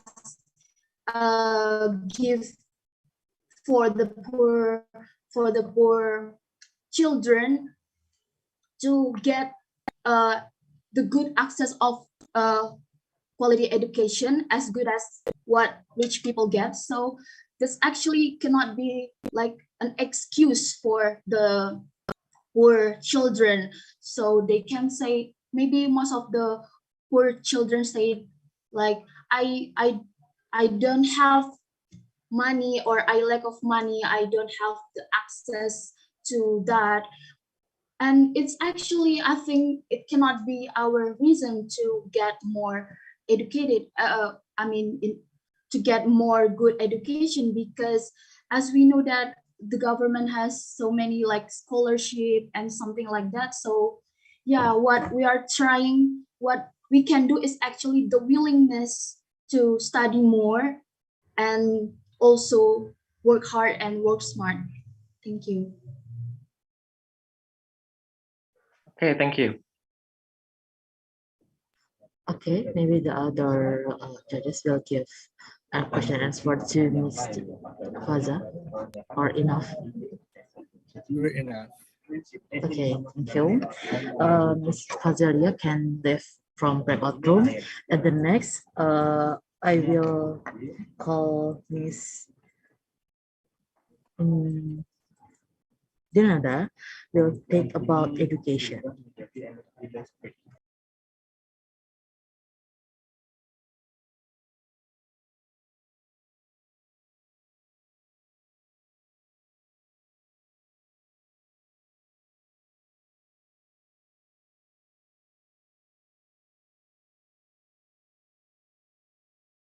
Okay, Ms. Dinada, you can check your audio or video, and you have 2 minutes. 2 minutes to speech. To second number two, 2 minutes of preparation and 5 minutes to speech. And starting from now. Okay, thank you. Is it clear, my voice? Yes, I can hear. Okay.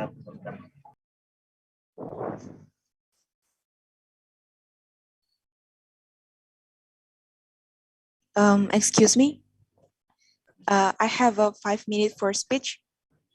Yes, 2 minutes for preparation and 5 minutes to speech. Okay, thank you. Yes.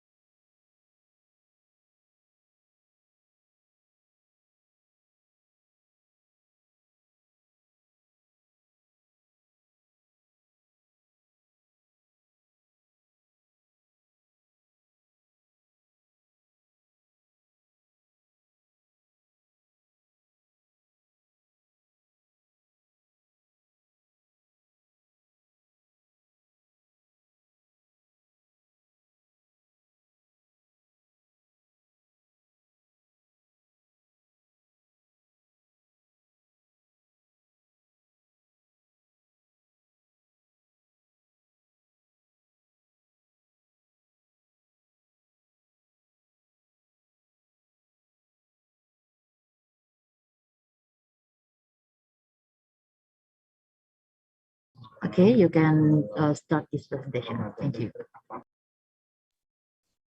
Okay, thank you for the time. Bismillahirrahmanirrahim. Honorable judges, respect the audience and everyone here today. Assalamualaikum warahmatullahi wabarakatuh. First of all, I would like to thank the Almighty God. It is because of Him we are all able to complete in these competitions. Secondly, my salawat and salam always be delivered to our Prophet Muhammad Sallallahu Alaihi Wasallam, who had brought us from the darkness to this bright modern era that we live in today. And last but not least, I would like to thank the judges for giving me these very special opportunities to complete these competitions. Ladies and gentlemen, my name is Stina Daresta. I'm from Yogyakarta State University, standing here before you all to deliver my speech. Okay, today I'm going to share with you about the situation in Indonesia, which is one of the problems that we are currently facing. Seeing the current situations in Indonesia, that there's many problems like war, like pandemic, like COVID, and then what should we do to reach the SDGs between this problem that we are currently facing? By me, one of the way to reach the SDGs between this problem that we are currently facing is by educations. Why can be with educations, and what kind of educations? Ladies and gentlemen, educations is the absolute basic and foundation for acquiring decent work, which in turn provide almost the thing that basic all the necessities.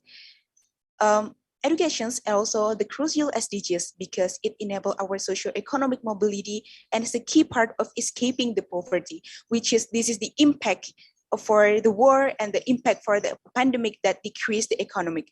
From educations, we can increase the economic. And ladies and gentlemen, from educations touch several disciplines such as medicine, politics, economic, sociology, biology, economic, and many more. So educations can cover many parts of our life. And from educations can prepare someone to be a critical people, to be a smart people, to be open-minded people, and to be a problem solver people. With these competencies, educations can be the key part of to reach the SDGs.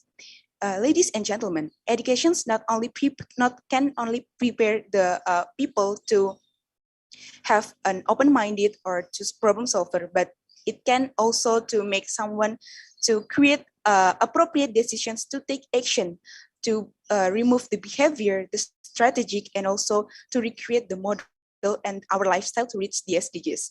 And from educations, ladies and gentlemen, from educations, people can get a sustainability competence. With sustainability competence, we can reach the SDGs. Because what? Because from sustainability competence, we can change our behavior, change our models, change our think to how to recreate or how to create to reach the SDGs. So, ladies and gentlemen, at the end of the day, we can conclude that education is the key part, or is the best solution for many problems that we are currently facing. So as a young generations, let's support and let's maximize our educations, because with educations, we can reach the SDGs with competence of sustainability competence, and then with critical thinking, with problem solving, with open-minded. From educations, we can be a better human to make a better life. And one of the points that I want to share with you, ladies and gentlemen, that the first point is about the equality of educations. Why can be with equality educations? To reach the SDGs, we need collaboration between men and women, not only a man. So we have to create the equality of educations. Not only men that can have that right to education, because based on Universal Declarations of Human Rights that proclaimed by the United Nations in 1948, education is a human right, not a privilege. Everybody, whoever they are, whatever the gender, deserve to get educations. That's all from my speech. I hope we can learn something from it. I'm Dena Daresta. Wassalamualaikum warahmatullahi wabarakatuh. Okay, and now I'll call the judges to give Q&A answer until 10 minutes. Thank you, Denada, for delivering the speech. My first question addressed to you is about your claim that educations would provide sustainable competence or sustainable competences. Could you elaborate more? What do you mean by sustainable competence here? Okay, thank you, sir, for the questions. What I mean about sustainability competence here is about educations touch several disciplines, not about the academic side, but also it also about environment, it also problem solving, it also about medicine, biology, geography, and many more.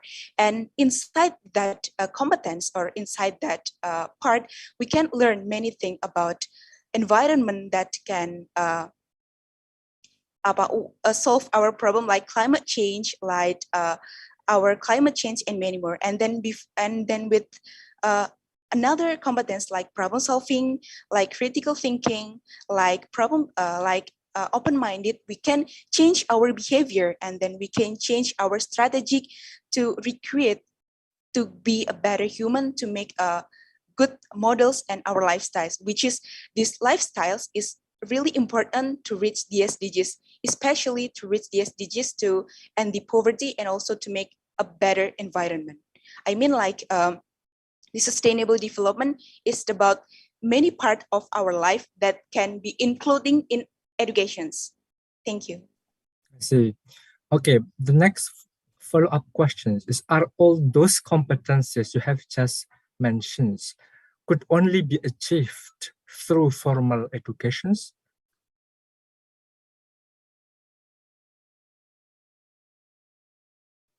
Okay, thank you. I mean, all these competences is, I mean, not only can to reach for formal educations, because in Indonesia is many part of educations, informal educations, formal educations, and also educations in a family and also in the environment. So not only informal educations, because many competence like behavior, like problem solver, like critical thinking, we can get it not only in formal educations, but also we can in our environment, in our family, in informal educations, like this. How do you understand the difference between formal and informal educations, Mbak? Okay, in my opinion, formal educations is the education that operate by, like the curriculum is recreated by the government, and then it's the operations is almost all the thing that recreated by the government. But informal educations can we achieve for family, and then for our environment, for community, and many more, that not to like regulating like the formal educations. All right. Now, the last questions. Could you once again explain to us about your understanding on equal education, please? Okay, thank you. In my opinion, equal educations is giving the equality, giving the justice between men and women about educations, because based on universal declarations of human rights that proclaimed by the United Nations in 1948, education is a human right, not a privilege. Everybody, whoever they are, whatever the gender, deserve to get educations. And the more I look around me, the more I realize that many people think that women don't have to go to school, because at the end, many people think that men who are gonna living later and men who are provide almost all the need that necessities. But here, I mean that to reach the SDGs, we need the collaborations between men and women to reach the SDGs, because based on the research that the participations of women too can increase the economic, it can increase the many part of our life for educations, and then it can increase to make a country to become a better country. And then I mean the equality of educations is about giving justice, and then giving the choice, giving the same kesempatan to women and men, to showing their choosing, to showing their choice, to showing their capability to choose what they want to learn, what they want to show, and then what they want to contribute without pressure, and then without pressure from environment or from anything. Thank you. Has it always be connected to gender-based issue when we talk about equal educations? Could we also, relate the issue of equal educations as the opportunity for everyone, regardless of their ability, disability, then economic factors, poor, rich? Could we take this perceptions also under the perspective of equal educations? Because you mentioned about social justice previously in your answer. could we include this issue, ability, disability, economical stratifications for discussing equal educations? Okay, thank you. I mean, talk about the equality of educations. The ability or disability is including in these issues because what? Because in Indonesia, we know that patriarchy is really high it's really happen, and at the end of the day, patriarchy and also happening. I mean, like women attend school in Indonesia. Women attend school on average of only 8,1 years. It is because numerous factors, not only gender stereotype or patriarchy, but also about violence to women, but also about poverty, and then many stigma in from our environment that make these issues more harsh to to make people to make inequalities education. So I mean, like, as a woman, empowering women is by me giving women choices. So every people deserve to get educations. Every people deserve to learn many things like economic, politics, social, economic, to increase to increase or to upgrade their capability, their mind, their critical thinking, their problem solving, to collaboration to make Indonesia more better from now, especially to reach the 17 SDGs, especially from 4th point for education. So as a young generations, let's support and let's maximize our educations, because from educations we can solve many problems that we are currently facing, especially for about the equality of educations. Thank you. Thank you, Janata. Okay, back to the MC.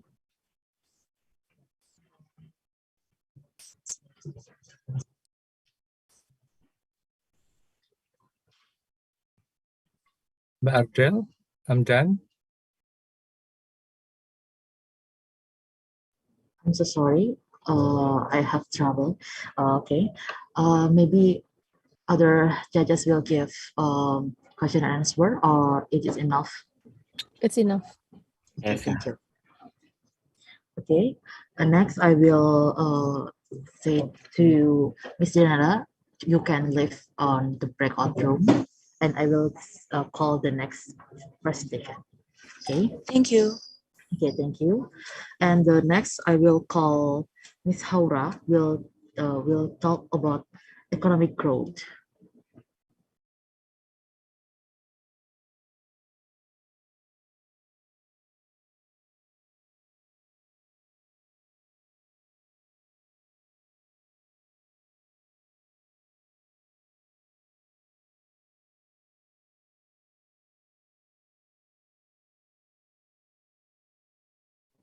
Okay.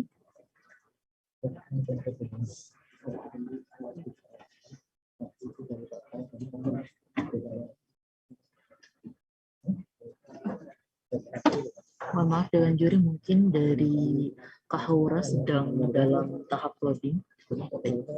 Okay. Miss Haura, you can share my sound. Hello. Okay. Now I will call Miss Haura to prepare a presentation, check audio and video, speech with estimate time 7 minutes, 2 minutes of preparation and 5 minutes of speech, and starting from now.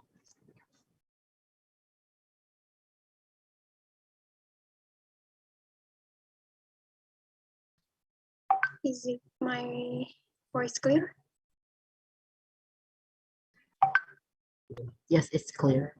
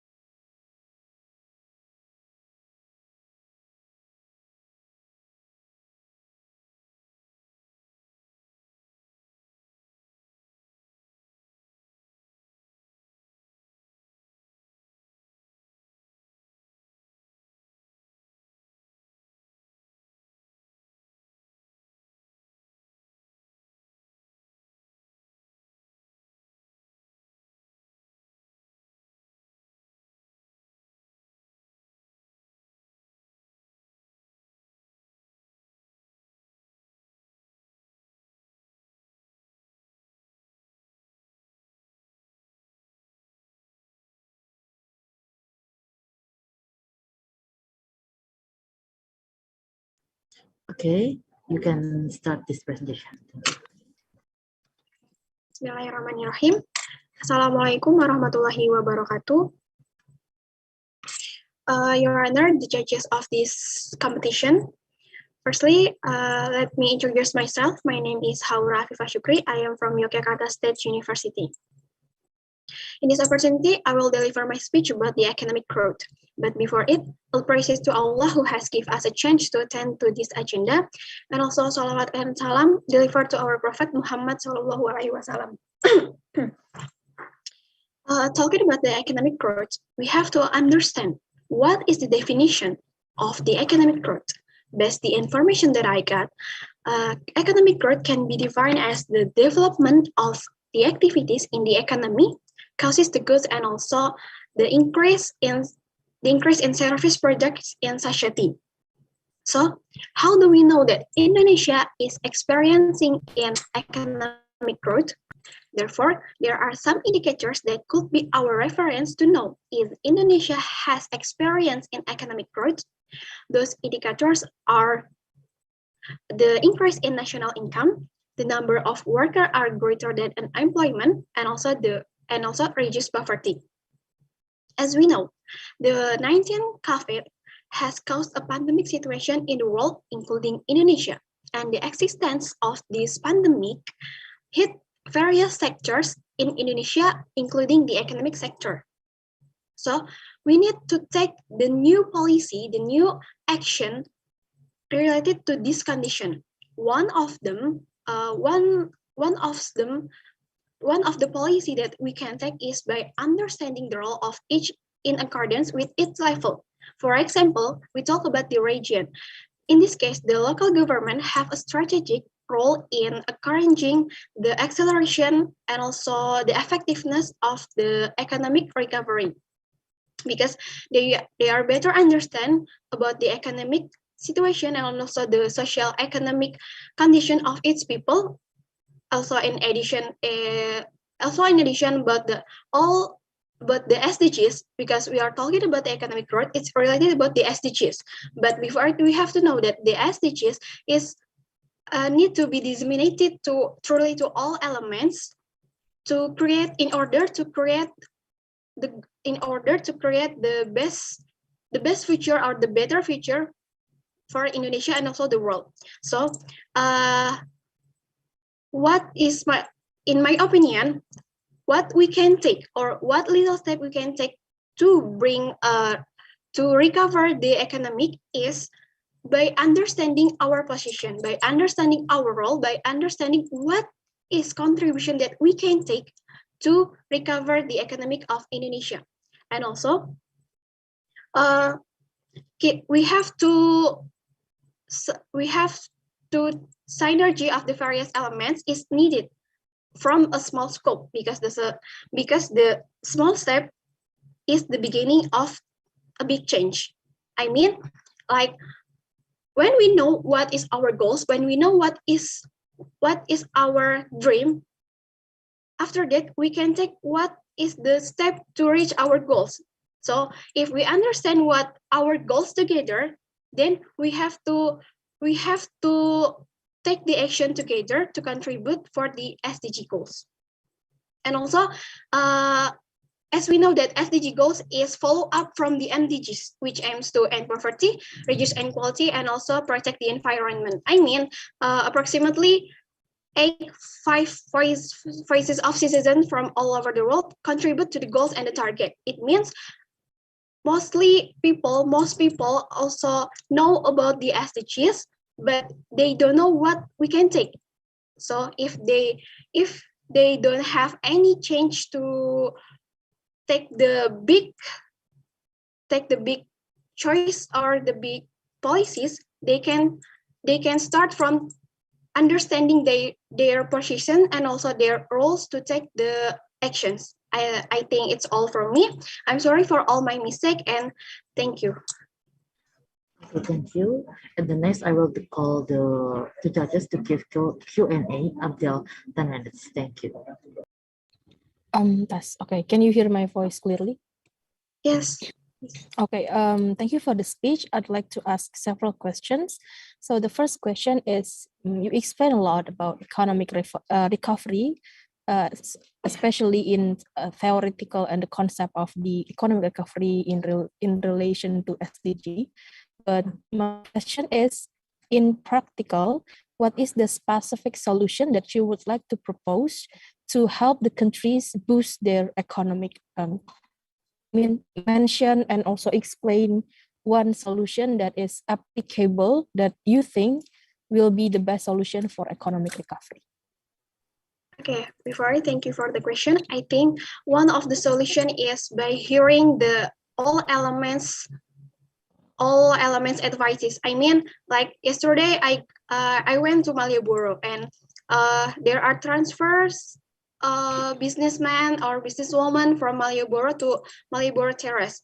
I mean, and I asked about their opinion. What is your opinion about these policies? And most of them answer by, actually, we don't know if there is a change about our place and transfer to Malioboro Terrace. It means the best a little step that we can take now is by contributing all elements from society to take the action from the government. It means don't only the government take the action by hearing their workers, but also hearing about the society's advices.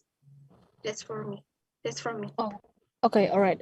As the follow-up, you mentioned that the government should listen to all demands given by the society. But don't you think that this will create even more chaotic situation? Because in that, according to your answer, that means government will have to listen to a lot of demand, and as we know, also society have a lot of demand, a lot of different demands, right? Poor society probably wanted to get more social welfare or more bantuan langsung tunai, for example, and middle class society might probably ask for different things. So why you think this will not create a worse situation, because government have a lot of demand in your answer? Okay, thank you for the question. Why I told about the government should listen to most of stakeholders, most of elements, because when we hear from all elements, beginning from the poor, the middle, and also the high, we could know about their situation, and the government can take the win-win solution, which is that I understand about the policies that taken by the government, of course, has this disadvantage and also their advantage. I mean, after we hear about every situation in their level, like poor, middle, and high, we can take the best solution for their grade, and then I mean, the government can take the best solution for each grade by hearing their advices. All right. Thank you for the answers. And my one last question for Haura. Okay, you talk about we need to listen and to the advice of we need to listen to what society wants, right? But when it comes to younger generation, in what way you think younger generation can contribute to boost economic recovery? I mean, millennials and students, for example, what is the roles of these people in terms of economic recovery? Okay, thank you for the question. One of my conclusion from my speech is by understanding our role or our position to contribute or recover the economy. So what solution for the young generation is maximize their potential, knowing their passion, and then when they are graduate from their school, from their university, they already good for facing their next future. I mean, the young generation have to understand about what their passions. So the next they can know what they want, they can build their future. They can build their own future. All right, great. Thank you for all the answers, Aura, and I give back to the MC. Okay, thank you. Maybe the other judges will give a question answer, or it is enough. Yeah, I'm good. Okay. To Ms. Haura, you can leave the breakout room and I will call the next finalist. Okay, thank you. And the next, I will call Ms. Arista. We'll talk about life on land.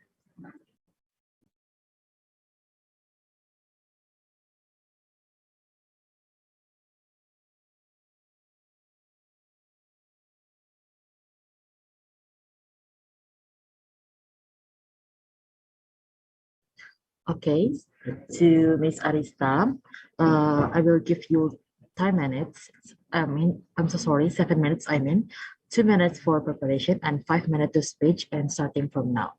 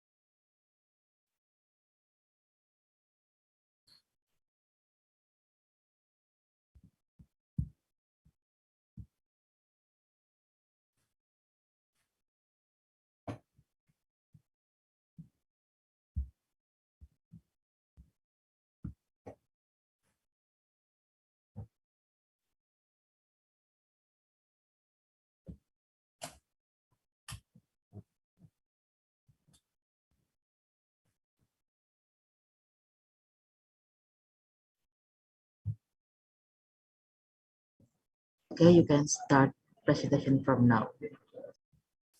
Thank you for your time. Bismillahirrahmanirrahim.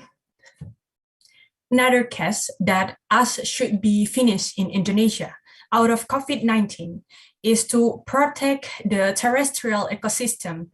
And also we have to doing something like restore and also promote the sustainable of terrestrial ecosystem. Yes, the honorable judges, respectable the audience, and everyone who is watching these videos. Assalamualaikum warahmatullahi wabarakatuh. First of all, let us express our gratitude to Allah Subhanahu wa Ta'ala. Because of His blessing in our life, we are able to attend this competition.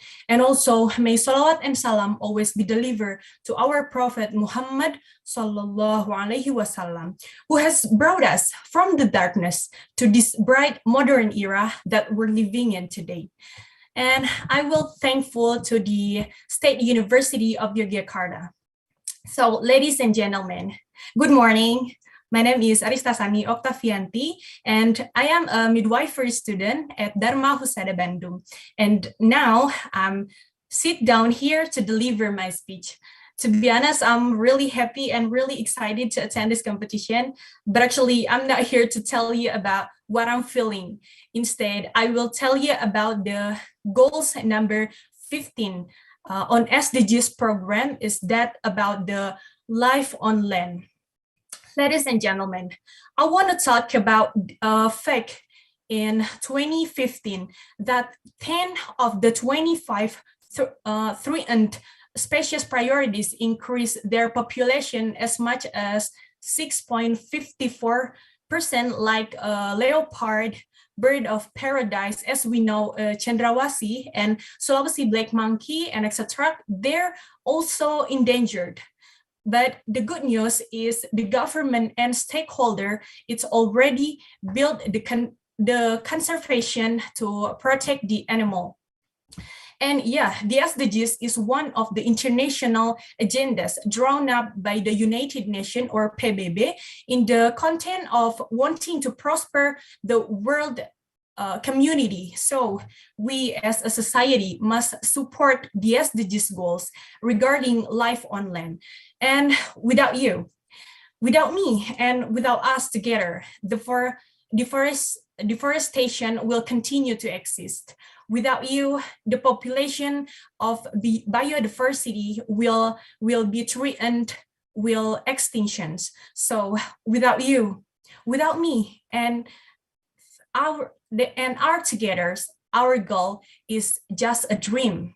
So let's work hand in hand to realize our goals and make sure no one will be left behind. So the 17 goals to change Indonesia for the better. Let's build Indonesia together. Students, weekends, and don't forget to take care of the terrestrial ecosystem. So that's all my speech. I hope you guys enjoy to listen, and thank you for all of your attention. Wassalamualaikum warahmatullahi wabarakatuh.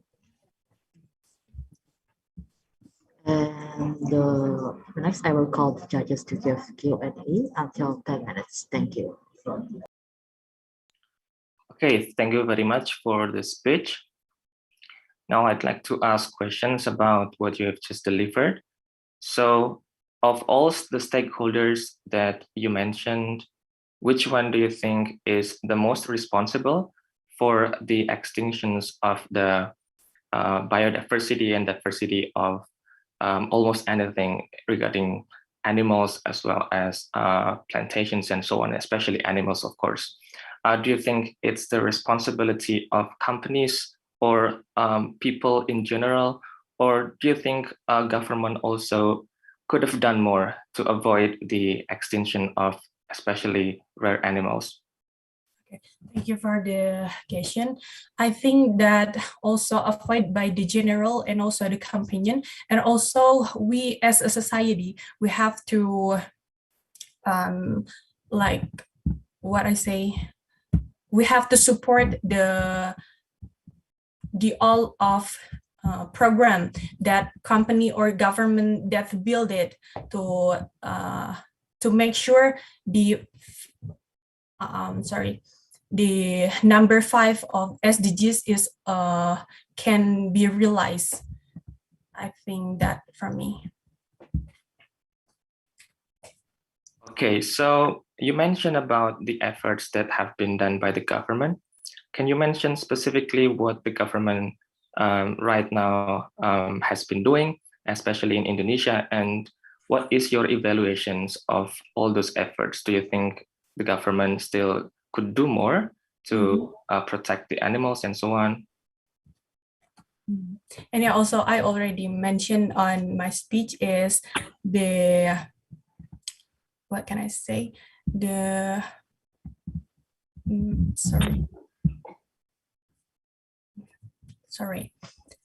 yeah, the change for the government for this goal 15 life on land is to protect and restore and promote sustainable use of terrestrial ecosystem, right? And on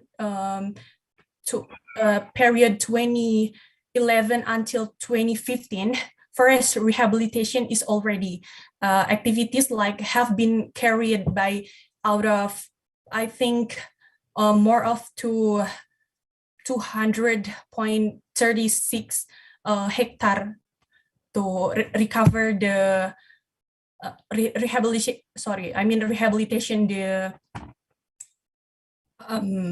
place for the animal stay. I think, yeah, sure. That's the one of the government doing for these problems? Okay, so do you think it's enough, or do you think there's still another way to also support that effort? And also there is a distribution of will planting the tree and for animal handle up like that. Sure. Okay, now I'd like to a little bit discuss further about the efforts to protect our forest as well as the ecosystem and the ecology within this forest. Of course, there is a need to make sure that all of those are protected, but at the same time, of course, there's a different kinds of resources, including the financial resources, human capitals, as well as the priorities. What do you think are the differences in terms of the resources between the developed countries and developing countries when dealing with these problems? Do you think both have the equal capacity, or do you think they don't have equal capacity, and what should be done about that? Thank you. Sure. In my opinion, we have equal capacity for that. So in 2016, there are 135 kph or forest management unit. It's already consisting of 111 units of production. Sorry, what I mean.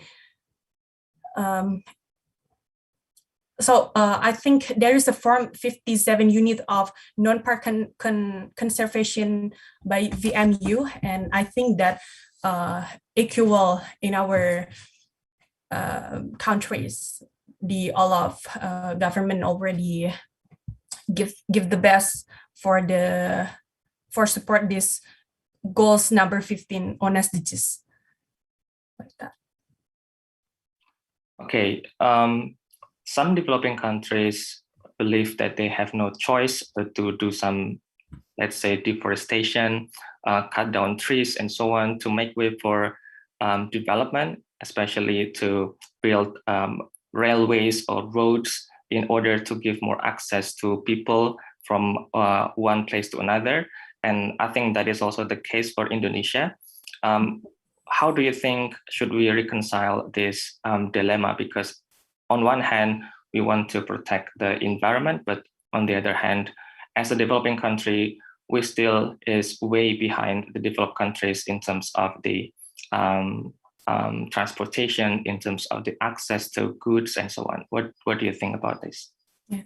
Also, it have to work in hand together. It's not just about by the government or the development or the employee.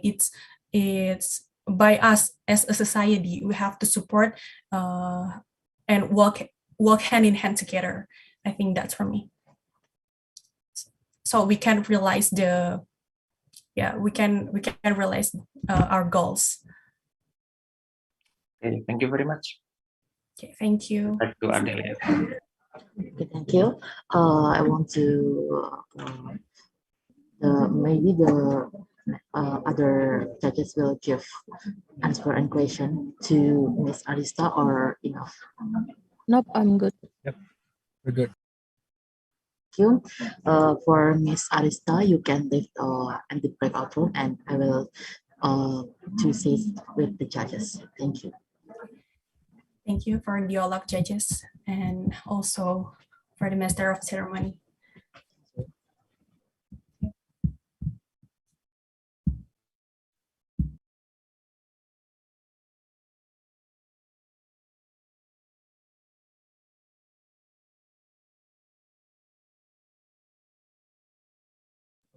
Baik, mohon maaf Dewan Juri. Saya ingin mengkonfirmasi bahwasannya peserta atas nama Diva, saya sudah menghubungi kembali bahwasannya beliau mengundurkan diri dan mau untuk didiskualifikasi seperti itu karena bertabrakan dengan kegiatan lainnya. Apakah dari Dewan Juri apakah setuju dengan keputusan tersebut? Baik, Dewan Juri, mohon maaf, ini tadi sempat ada beberapa terkendala, jadi saya mohon maaf atas ketidaknyamanan dari awal-awal acara dari speech competition. Saya sebagai MC mohon maaf bila ada perkataan ataupun perbuatan yang kurang berkenan di hati para Dewan Juri semua. Saya sebelum saya tutup, apakah ada pertanyaan atau mengenai sistem penilaian?